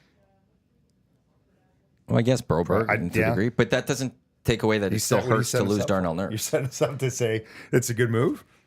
I think it still hurts that Darnell Nurse is out. Like there could be other players playing better than him, but it still hurts his team that he's not going to be there, and it's going to be Cody Ceci in the line. It's not like they're having another Broberg or a Kulak to throw in instead of Darnell Nurse. How awful was Cody Ceci? Like, is he the reason why? Like, or did he? Yeah, I think he's been pretty poor. Worse than Darnell Nurse? Yeah, I think so. Really? Yeah. Okay. I think most people would agree on that one. But the potential on here, I mean, it's always there. Like, he hasn't played well, but if he is healthy enough, you know what you can get out of him. Yeah, I mean, you shouldn't have to wait till game 3 of the Stanley Cup Final to get that. But, I mean, come on, the player's there, right? Nobody's saying this isn't a good player. So, I don't know, man.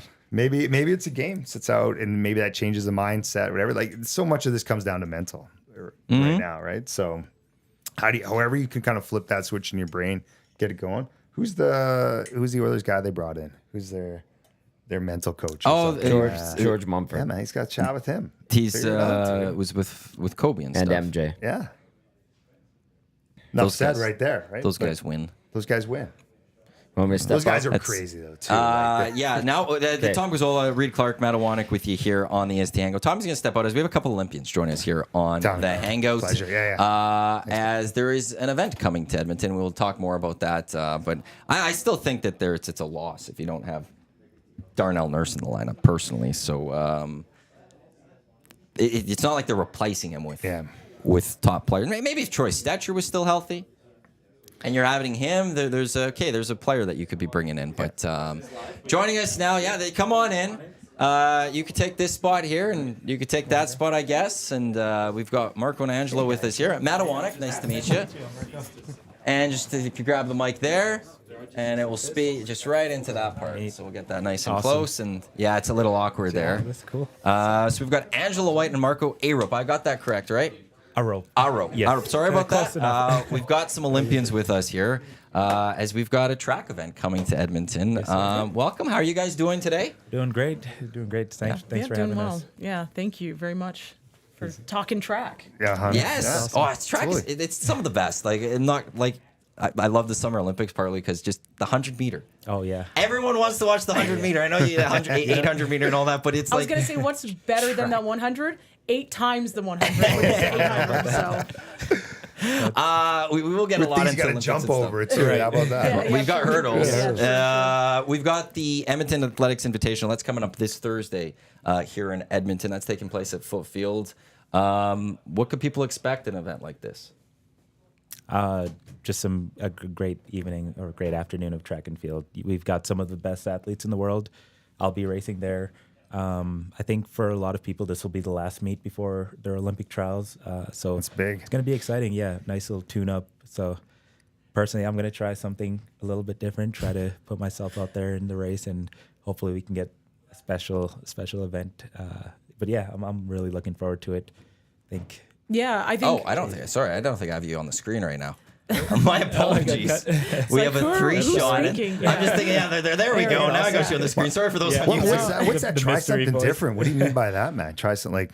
It's like when we race, I think some people, they think, when you're in a 800, you could just go out, run the same way. Sometimes the fastest person doesn't always win the race. There's tactics involved and stuff like that. But every now and then you can just go in time trial and see how fast you can go, what records you can break. And I think that's important, as much as we love to win. Our time is short, and every now and then you got to see how far. So we're going for a record on Thursday. Is that what we're talking about? If the weather cooperates and I'm feeling good on the day, I'll put this out there. I'm gonna go for it. Well, let's go. Yeah, That's big time. That's awesome. And it'll be a great way to just finish out the meet. So Marco is our headliner, obviously hometown, Edmonton grown kind of guy. So it's going to be a great meet. But like Marco said, we have a lot of Canadians here who are putting together a campaign coming up to the 2004. So some of the athletes have already qualified. So we have one of the female hurdlers, one of our women hurdlers. She already has the auto qualifier, but then we have one other hurdler who's chasing that. So this is a great opportunity to bring international athletes to us, because a lot of times we have to go over to Europe. Athletes have to go over to Europe. That's where most of the major events are. That's where the points are. Okay. But I think what we've done in Alberta especially is we've been able to bring a B-level meet. So there's a ranking. So B is one of the top that you can have, and it gives you extra points. So there's a couple of Canadians that are also vying for points so that they can qualify for the meet. So the more fans that are out there to push them, the closer they get to their Olympic dream. Absolutely. And you're already booked in for the Olympics? I've got the auto still qualifier. Yeah. I won't officially know until I race at trials. But Okay. Yeah, I don't want to jinx it. No, that's fair. Then no, I totally get that. yeah. What like you're a 3-time Olympian. This is you're trying to get to your second Olympics. That's right. What's it like preparing to get to Olympics? It's. I think my goal getting to the Olympics is incredible in itself, and I've been to one, and I can call myself an Olympian for the rest of my life. So that's really awesome. But personally, I don't want to just go there just to go there. I think I want to go there and win the Olympics. That's the big dream, to become an Olympic medalist, to be an Olympic champion. So the mindset going into that is just it's different. The competition it's the same as any world championship, but like the spectacle of it just being the pinnacle of sport, I think that's where everything really changes. Do you recall the training for it? Yeah, and I think I agree. You just kind of are. It's day in, day out. Yeah. It always stays the same. You have your goals, and especially when in my heyday, we had 2 other hurdlers. We had 3 hurdlers who were some of the best in the world. So we were actually competing very hard within the country for our spots. We were able to have 3, so luckily. And then at one point we had 6 hurdlers that were viable for spots for the team. So I think when you train for it, I know for me, especially before my first Olympics, I was just clicking along. And then it wasn't until it hit me at that moment, after you cross the line at national championships and you've clicked, like you've checked all the boxes. Yeah. That's when you know. And then when you go there is the spectacle. And I think for myself, my own experience, it's being able to manage the spectacle of it. Because like Marco said, it is like running at a World Championships or a Commonwealth Games or Pan Am. Like you have the same players in place, but it's the spectacle. It's everything that surrounds it. And I know that when you get into the village, you're a little bit insulated. So just trying to keep that in check so that you can do what you came there to do. So for Marco, he's going for that, and rightfully so. He's the reigning world champion, and he's more than poised. And Canada's going to be behind him, along with our other Canadian athletes that are there to vie for medals to be on the podium. We had 800-meter world championship last year. Yeah. That would take us through that. How was that? It was incredible. You know, I went into the championship week with so much confidence. I had a bit of a rough start to the season, just dealing with injuries, but somewhere in the middle of it, kind of regained my confidence. And then going there, it was just super intense focus. And each round couldn't have gone better than I'd hoped for. When I got into the final, I knew if I went and led the race from start to finish, I was probably going to get caught at the line. I probably would have ran a personal best, but, you know, lost the race. So I had to change the tactics a little bit, and it worked out. You know, I came out on top of the race. And, it was awesome. And I'm going to try to do that again this year. And we'll all be behind you. Thank you. Is Canadian athletics on a rise? Is it up there? Like, where is Canadian athletics in the world's, you know, grand scheme of things? I think anybody that watched World Championships last year can see that definitely athletics. So track and field for those that aren't familiar, because I know in North America we use athletics as a kind of like that hallmark for sports, but track and field specifically for Canada is on the rise. It always ebbs and flows if you follow, but I think right now we're probably in one of the best positions as a team, especially when you witnessed what happened at the last World Champions, and it's spread out. We don't have these pockets where we're a sprint country or we're a middle distance country. We have amazing throwers. The hammer throwers are holding it down. There's going to be some of those athletes here competing at this meet on Thursday. We have Sarah Mitten, who is the world indoor champion, who's going to be vying for the Olympic title in the women's shot put. So we're a very well-rounded team. Obviously, we have our decathletes, our multi-eventers with Damian Warner and Pierce Lepage. So our middle distance have always done an amazing job, and that's going to be led by Marco. So we are a very well-rounded team. So it's going to be very exciting to see what happens this summer. Yeah, it's always great. Like it's awesome to see, because like what makes the athletic portion of the Olympics so great is everyone does it. Yeah. Every nation's involved. It's a big, like, everyone could go do it, and to be one of the top nations then, or like competing with, it's awesome to see. And it's just nice that Canada at times could puff his chest out. And for me, I'll never forget 96 when Donovan Bailey did. I was bet you know 5 exactly years old. where you were. I was at my grandparents' house, and it was just like, oh my god, like, I love that. he's the world's fastest man, and he's from Canada. Yeah. Like, how is this possible? Yeah.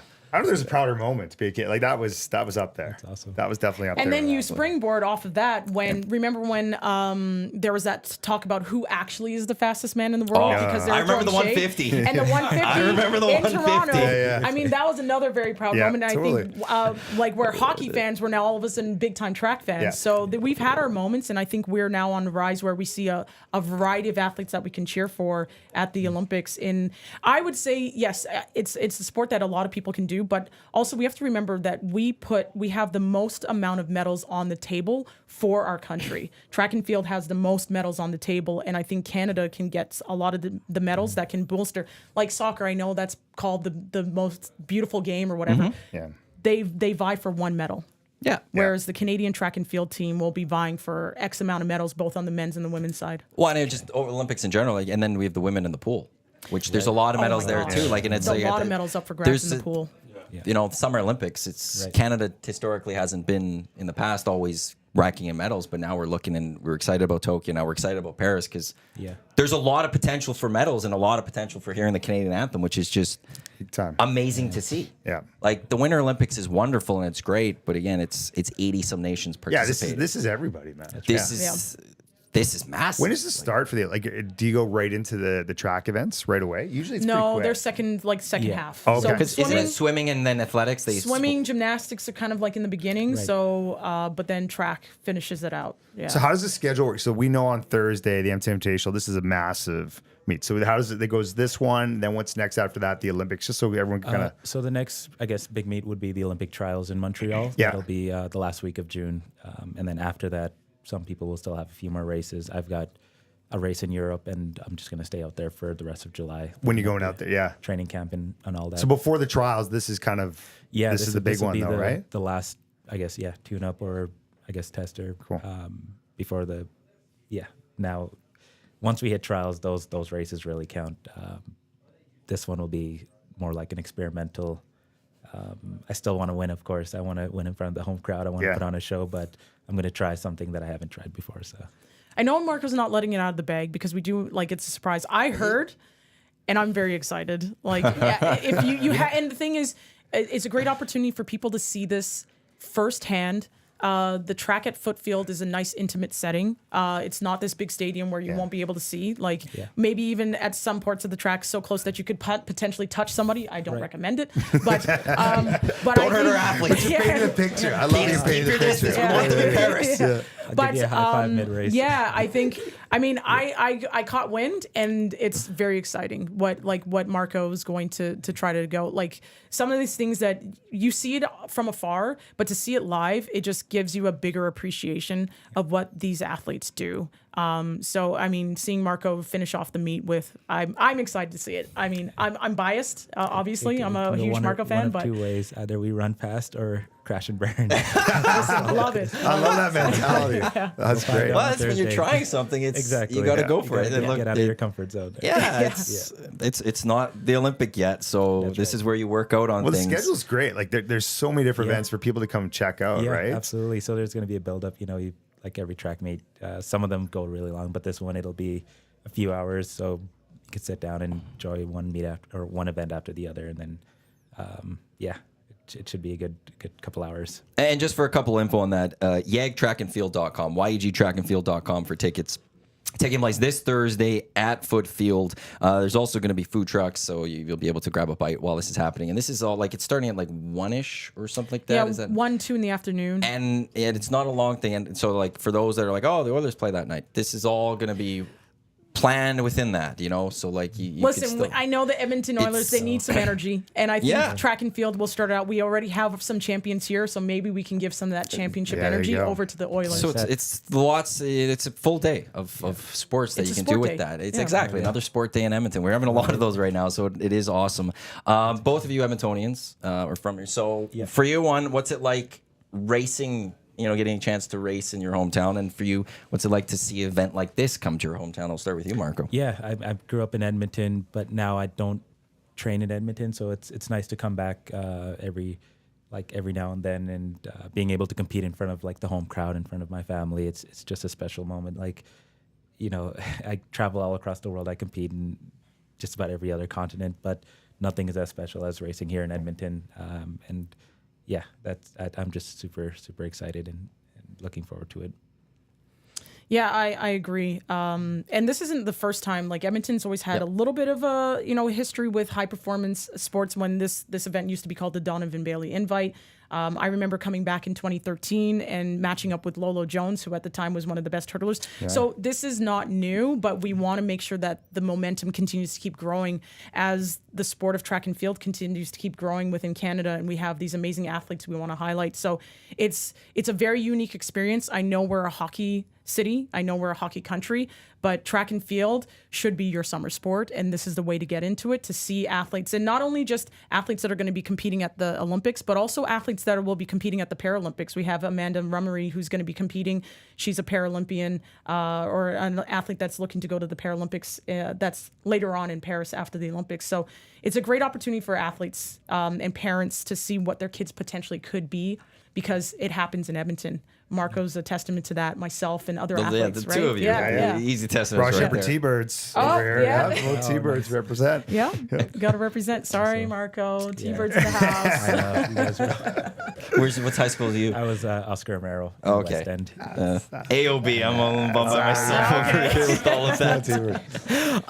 And you also took part in. Were you part of the 2001 track or World Championship? I was. That was actually my very first, I would say, senior national team. Yeah. And it was it was a lot. At the time, I think Gail Devers was there, and I remember it just having that event here and the buzz that it created at Commonwealth State. Yeah, it was insane. And listen, I didn't do very well, but it was the start. Mm-hmm. And I think that's what we need, is a lot of events where some of the best in the world, and then that's where you get your start. You get the taste for it. And then it just turned into probably a way too long of a career for me in track and field. But you just fall in love. So yeah, 2001 was an amazing event, and I think that's why Edmonton's really special in the track and field scene in Canada, and hopefully we can spread out and continue to keep bringing the world to us. Well, I think Edmonton just likes the bigger events and stuff, and even go further before that. I wasn't around for it, and I don't know if any of us were. I don't think so. Commonwealth Games, Right. the reason we have Commonwealth Stadium type thing, and those big events that came here. I don't want to jump the gun too far with thinking ahead to the Olympics, but let's say you're at the Olympics and stuff. Yeah. What would be the biggest lessons that you're going to take into these Olympics that you may have learned from being at your first Olympics to 21 in Tokyo? Yeah, I had a tough lesson learned in Tokyo, and that was just, in short, it was basically just to trust myself in the race. I've gone into races thinking I have to run a certain way to win it, but now I can go into every race knowing, like, if I'm not feeling too great, I can change the race plan. I can call an audible in the middle of the race and decide I don't want to go out in front. I don't want to, really? Maybe I want to sit in the back. Maybe I just want to, hang out in the middle.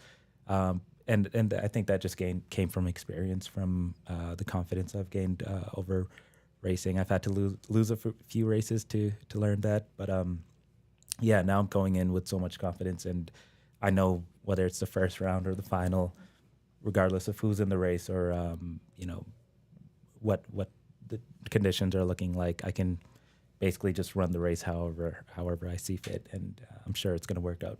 So how many strategies could you potentially have going into a race, and does it dictate based on who you're racing, or how does it impact you deciding which strategy would go before the race starts? So I guess the sprint events, when you're running in your own lane, you can basically just run.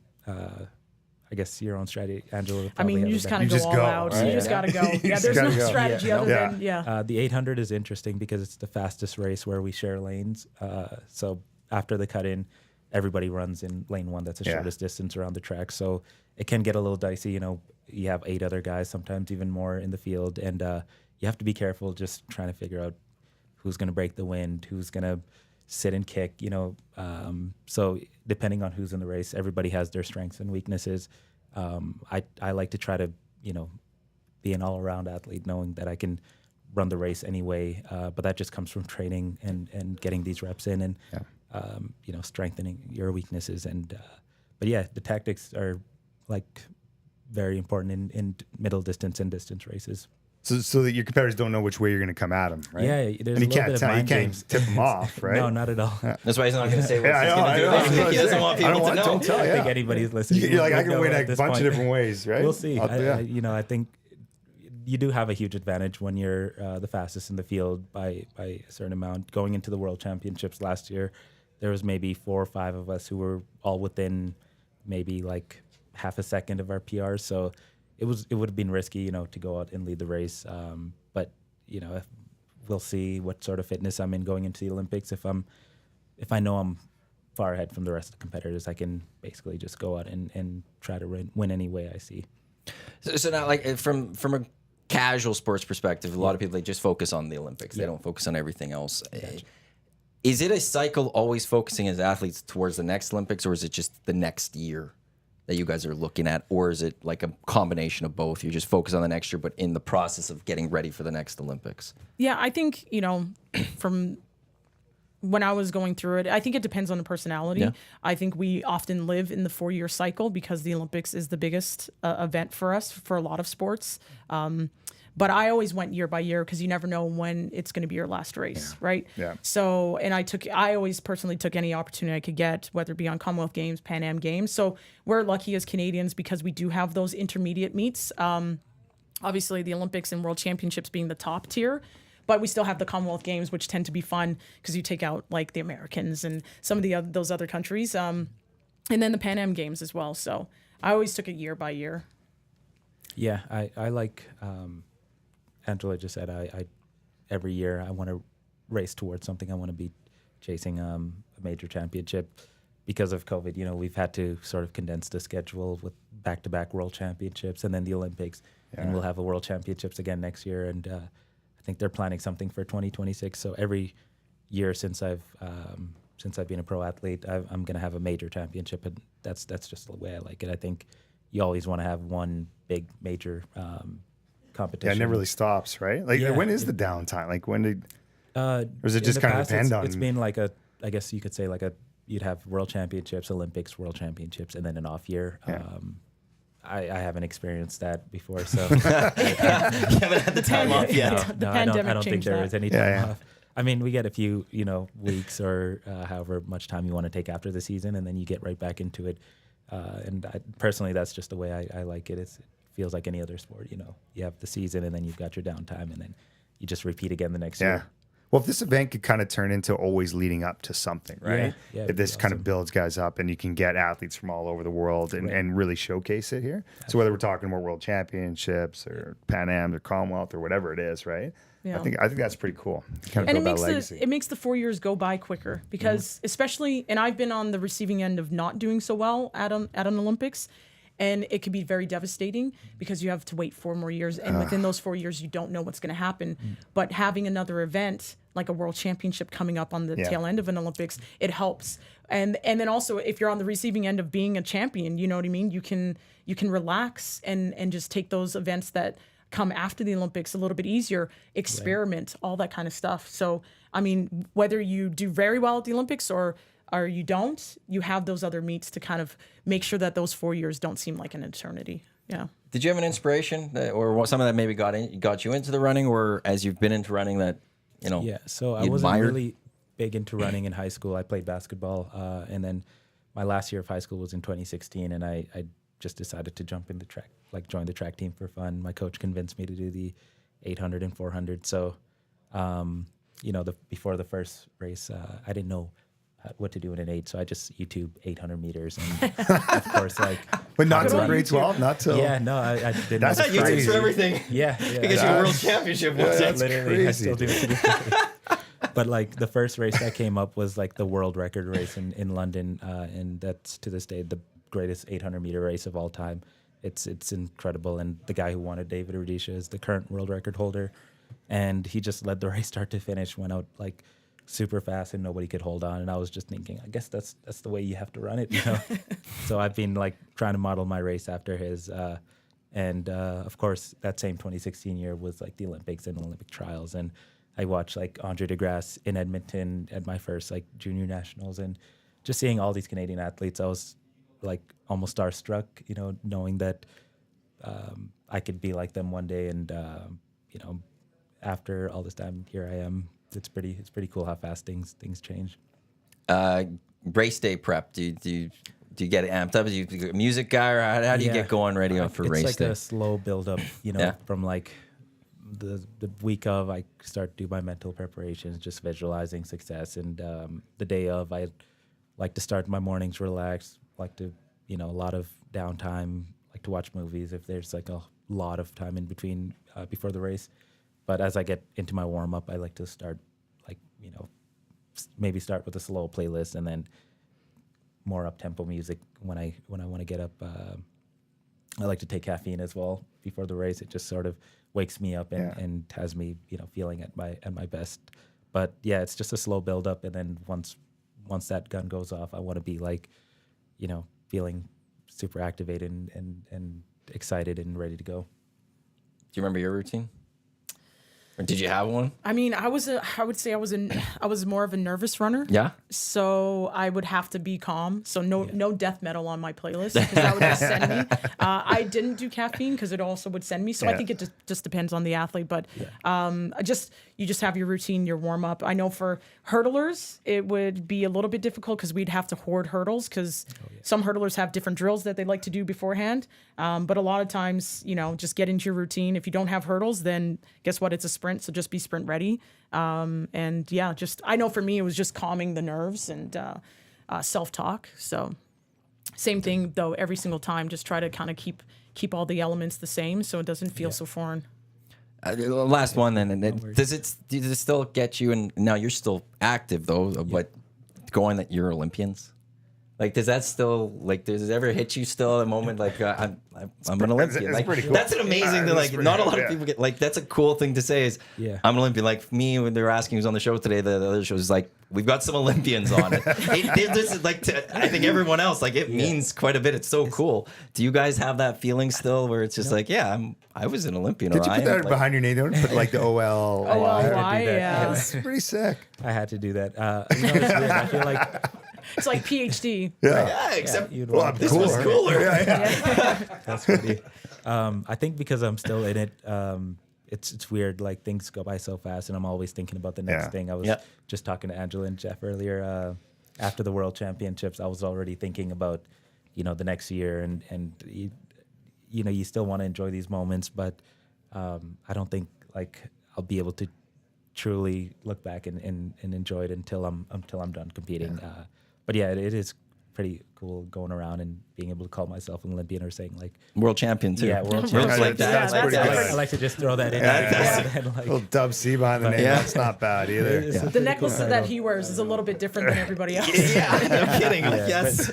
The truth is, like, it doesn't change the way you feel about yourself, and like every year, you want to come back and start back from square zero, and I think that's what we've done. So hopefully, this year I can throw another title behind my name. So that's you still ever? I mean, hit I you haven't still? officially retired, just for the fair, record. fair.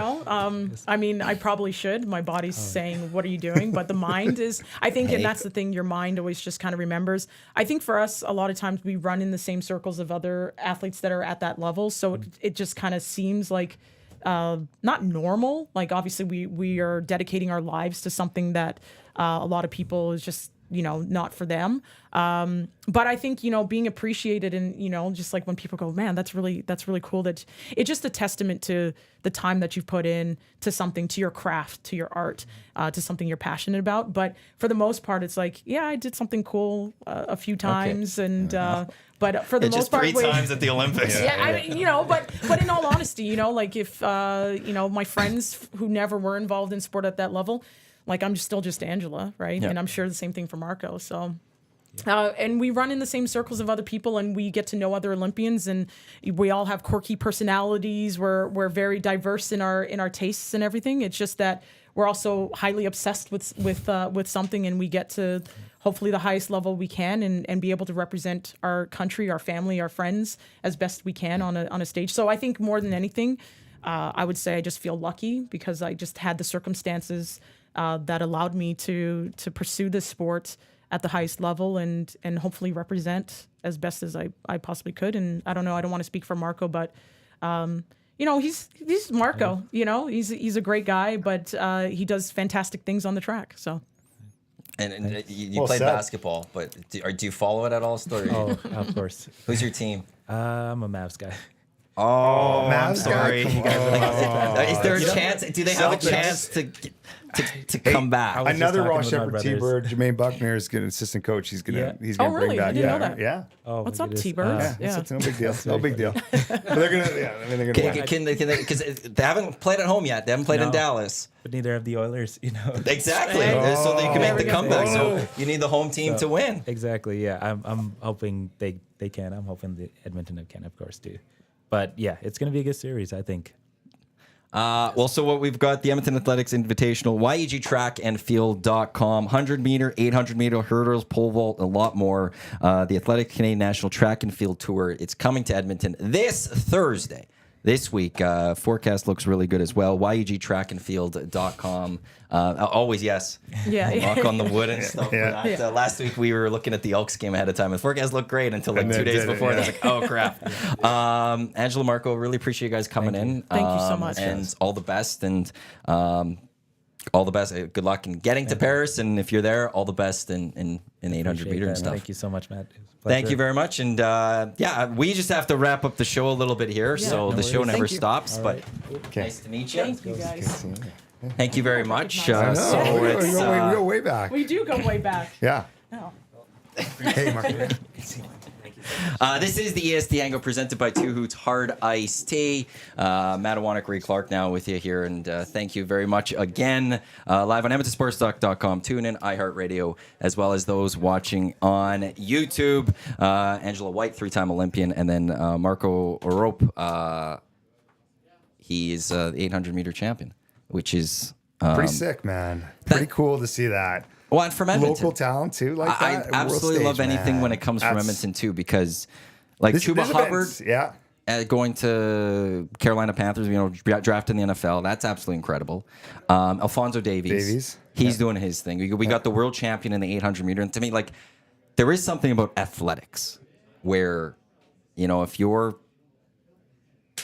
Everyone does it. Yeah. Like every country's putting someone in to try to get there and win as pure as it gets, right? And that's why, like, the 100-meter or the, when Damian Warner wins the decathlon, we're talking about the world. Look at the world You're scale. beating the world. How many guys are running the 800 meter? Like, look at the world scale. He's not just competing with a few countries who play hockey or something like that, which is great. And the athletes are amazing. But, like, the scale of it, like, I think, when they actually get retired and they look back at it when they're old and be like, holy, like, this is pretty cool that I was able to do this and really select few and the hard work pays off. So, the event on Thursday is going to be big. We're going to be there through Sport Edmonton. I think we're actually dropping the promo code for tickets right away here if it's not already out. But check it out. And I feel like if you're already going to take the afternoon off because you got the Oilers game coming up, I would just bail out a little bit early. Check this out at Foot Field. Make your way wherever you're going to be watching the game. Yeah, slide on in for the last couple of minutes here as we wrap up the show. I went to, I think I was at one of them with DeGrasse there when he showed up, and they had Foot, and it was a great time. Yeah. It's a lot of fun. Watching athletics, especially up close in person, as up close as you can get, as you will be able to at Foot Field on Thursday.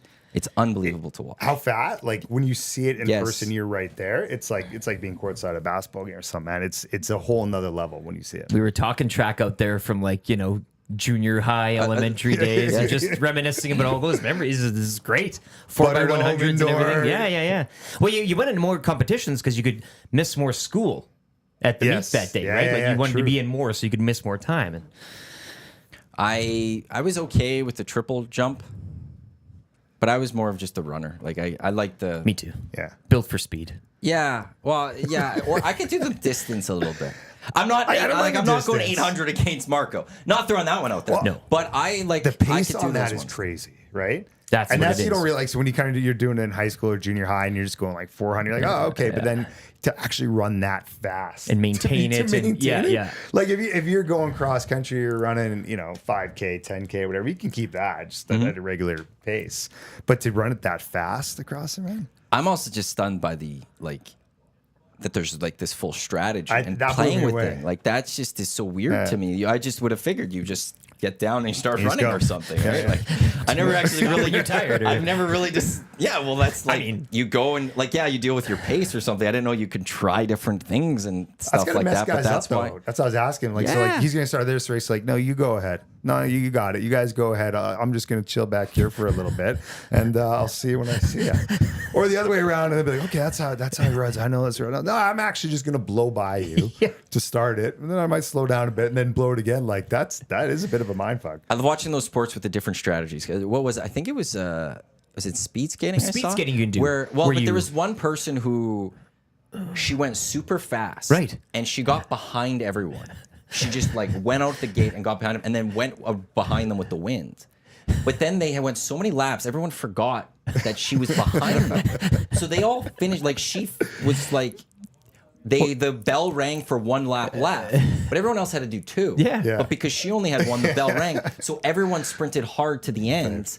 But they still had to do one more, and she finished off. I saw the video of this. I was like, that is an amazing strategy. Why not? And she caught everyone off guard. And I just, I don't think of those things when it comes to strategy. Pure genius on that. It's we were talking speed walking too. That's with weird with the Olympics coming up. Well, all of this stuff we need to kind of and you have to have a foot on the ground, right, or whatever it is. That's the whole you get point tossed of it all, out, right? They don't look like that's walking, but it's and to an average. I'm like, what's walking? But have that foot on the ground and have it planted, and then judging that or keeping that. Then 50 meters out, you make a little bit of a mistake. I just how like the mental game again. I'm taking the 100-meter out of this. Favorite Summer Olympic event?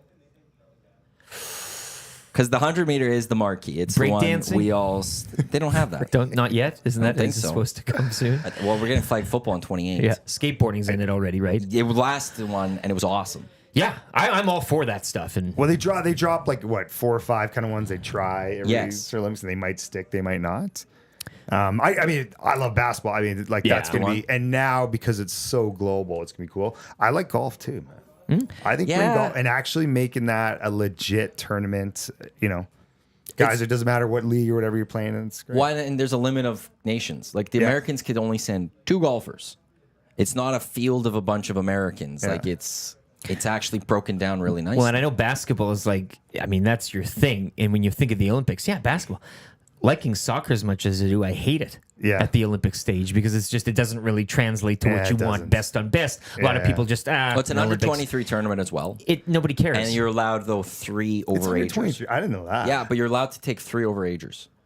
And you got tournaments going on during the time. And And so, that's like- just too complicated Like for people France, to understand. Right? people Like, want that's- Mbappe to go play for France because they think he's still underage. Or is he? Would he but be they don't really overage or care too something? much about that Olympic It's like- medal as I know, opposed but to... it, It's too bad if you're an athlete there, like, wouldn't you want to get that medal? Like That's what why it's funny. everybody wants on Basketball is like a resume. big thing. Winning it, like that's basketball in the Olympics is a thing. It's huge. Whether you play in Europe For or America, soccer, or whatever. it's just there's so much going on There's- yeah. that there's if you go play the Summer Olympics, you've had no downtime this year. Yeah. You're done because like Mbappe would have played for so long. Then you've got Euros happening. And then It's you're gotta done with work the with the other Euros, and it's leagues just and like that's it's the not thing, worth it. man. So Yeah. that's why I also think it's an under 23s because FIFA has the World Cup. Don't want to mess with the World Cup, and then they have all these other international place for the youth to go tournaments. and- so it's like the youth can go play this, and no one really cares. unfortunately. Except the host nation. Yeah. It feels like the host nation does usually care because Brazil had Neymar play back when they hosted in what was that 14 or 16? Overrated. Right, but It's a Will Fraser hot take. Pole vault though will be the answer to the question. your pole vault, I like that. It's kind of pole vault's fun. Yeah, me it as a is. neutral observer on the edge of my seat. I mean, that's a kind of a I love athletics week because it is split down nicely. It is the first week is the swimming and all that. It's fun. Diving is great. diving's pretty cool. I fall in love with I'll diving. hit you boys with a bit of rowing. Oh, Canada's been very successful in that in the past. The 8 Rowan's pretty good. the 8-man or woman, that one's great. Little silken lawman for you, hey? I also like the kayaking down Yeah. like the water rapids and stuff. We're pretty good in the Oh water, yeah, right? yeah. 'Cause That that one's one- tough. You got to kind of maneuver, and you see Yeah. the little pole, and there's like And then you got to turn around and circle it. Yeah. There's a lot of. That's I don't there's, know. there. I mean, It there's sucks, so man. many, right? There's ball too. Hey, This baseball. type of- Is there I think a ball's back. Is it ball back? Or I is it think- coming back? Maybe. Maybe not till I need the LA. big list. I feel like we're missing like some real good ones, but also some real funny ones. I want Well, I it's want like, breakdancing. Well, there's I want equestrian there. There's all those type of events. There's Slam the poetry. marathon. Well, they want to do video game one. That was the talk going into Tokyo. I don't think it got done, but they wanted Oh, to like get an esports. e-gaming It's It's into huge it now, and stuff. money wise. So It's these years are the best when you have Euros, Copa, Summer Olympics. oh yeah, like the it's big summer's time. just full of everything, Yeah. and our cup And- runneth over. Canada's actually good at some of this stuff now, which is like again, 2012 London Olympics. Rosie McLennan was their only gold medal in trampoline, Yeah. Yeah, and now we're I sitting here remember that. going, how many gold medals could we possibly get we at had this the summer? old She was a hell of a London screw job trampoliner, too, though. That was right? big time. Yeah, the we had women the on the screw job pitch. in, Yeah. in 12. But it was like now we actually are sitting there with the women in the pool with the athletics team. Like there's medals to be Basketball. had for Canada. And Basketball, who knows what's going to happen. especially. That's But I don't another know thing we can- goals. No, but we can get more excited about our program now. They can get a medal. I think they I'm, can get a Andrew, medal. I'm with that. It's I want to. I think Canada should be able to get to maybe a final with the U.S. potentially, depending on I don't know the How it's- bracketing. yeah. Yeah. In one game, you never know. If it's a close game going on the fourth, I like the idea of a backcourt with Jamal Murray and Shea. They're Like, there though. Shot That's the makers, best part. They're shot there. makers, right? I mean, that's all it's going That's- to come down to.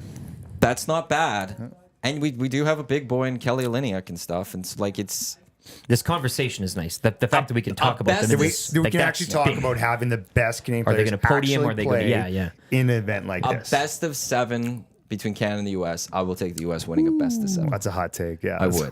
With that, like, but in a singular game, Yeah. Who knows? Yeah. that's the thing. And that's Yeah. if Canada could get to a gold medal game, who knows? Maybe we shock the world and we get that gold Well, there medal. was upsets all over the place. Yeah, In absolutely. the Philippines in the World Championships last summer, right? So who knows, man? Canada Who knows? beat U.S. in the bronze medal game. Yeah. Take that, U.S. But in that 3x3, like with the Plouffe sisters and the team all from Alberta, they got a real shot too. Yeah. So I mean, that'd be pretty killer if they can get a medal in that and bring that home. That's big. Maybe do the double. I mean, if they could, all the programs, the 3-on-3 and the let's get 3. But the fact that all of this is here now, we're having this talk about in the mix with all of these other nations that are like, that's when you're on this platform and that level and that tier. That's when we're talking about it. Then you got a chance. Yeah. Quickly got to qualify some for the Great Outdoors Comedy Festival, July 13th, VIP table, Kevin Hart, greatoutdoorscomedyfestival.com. Alec, the official beer of the Great Outdoors Comedy Festival here in Edmonton, featuring the 6 o'clocker lager. Just text us Olympics 780-218-9999 and you will go into a draw. Reminder, still be Safeway liquor stores as well. The Trappers Home Run Alley Cat beer, the New Moon Hazy Pale Ale, the labels with the Trappers. That is now in store exclusively at Sobe Safeway liquor stores. And where could people buy the Trappers gear again? Citychamps.ca. Reed, thanks for coming in again. Man. Appreciate Thanks, it. This was we're all over the place. This was a lot of fun. Thank you for Good. sliding in as well. That's what it's about. Edmonton Sports Talk. We're talking sports. In and out. And then the hangout is just people come and go as you please. And they've got a big event. Once again, it is the Edmonton Athletic Invitational, YEGtrackandfield.com for more information. That's on Thursday out at Footfield. It will be an amazing time. And then you have still time to go out and watch the Oiler game afterwards. Up next here on EST, it is the Lock Shop with Dusty and Huss. And then at noon, 2 guys and a goalie, Dusty, Gager, Cass, further recap of the Game 2 loss between the Oilers and the Panthers. On behalf of Marco, Angela, Tommy, Eric, Reed, I'm Matt. Thanks for tuning in to the EST Hangout, presented by 2 Hoots Hard Iced Tea here on Edmonton Sports Talk, your clear choice for Edmonton sports. Lock Shop coming up in just a few minutes. Let's go. There you go, right in front of the camera. First-time guest, long-time listener, fan of the original draft commissioner. Welcome to the EST Hangout, presented by White Claw Hard Seltzer. The difference is clear. Matt Iwanyk, Tom Gazzola with here, joining us today.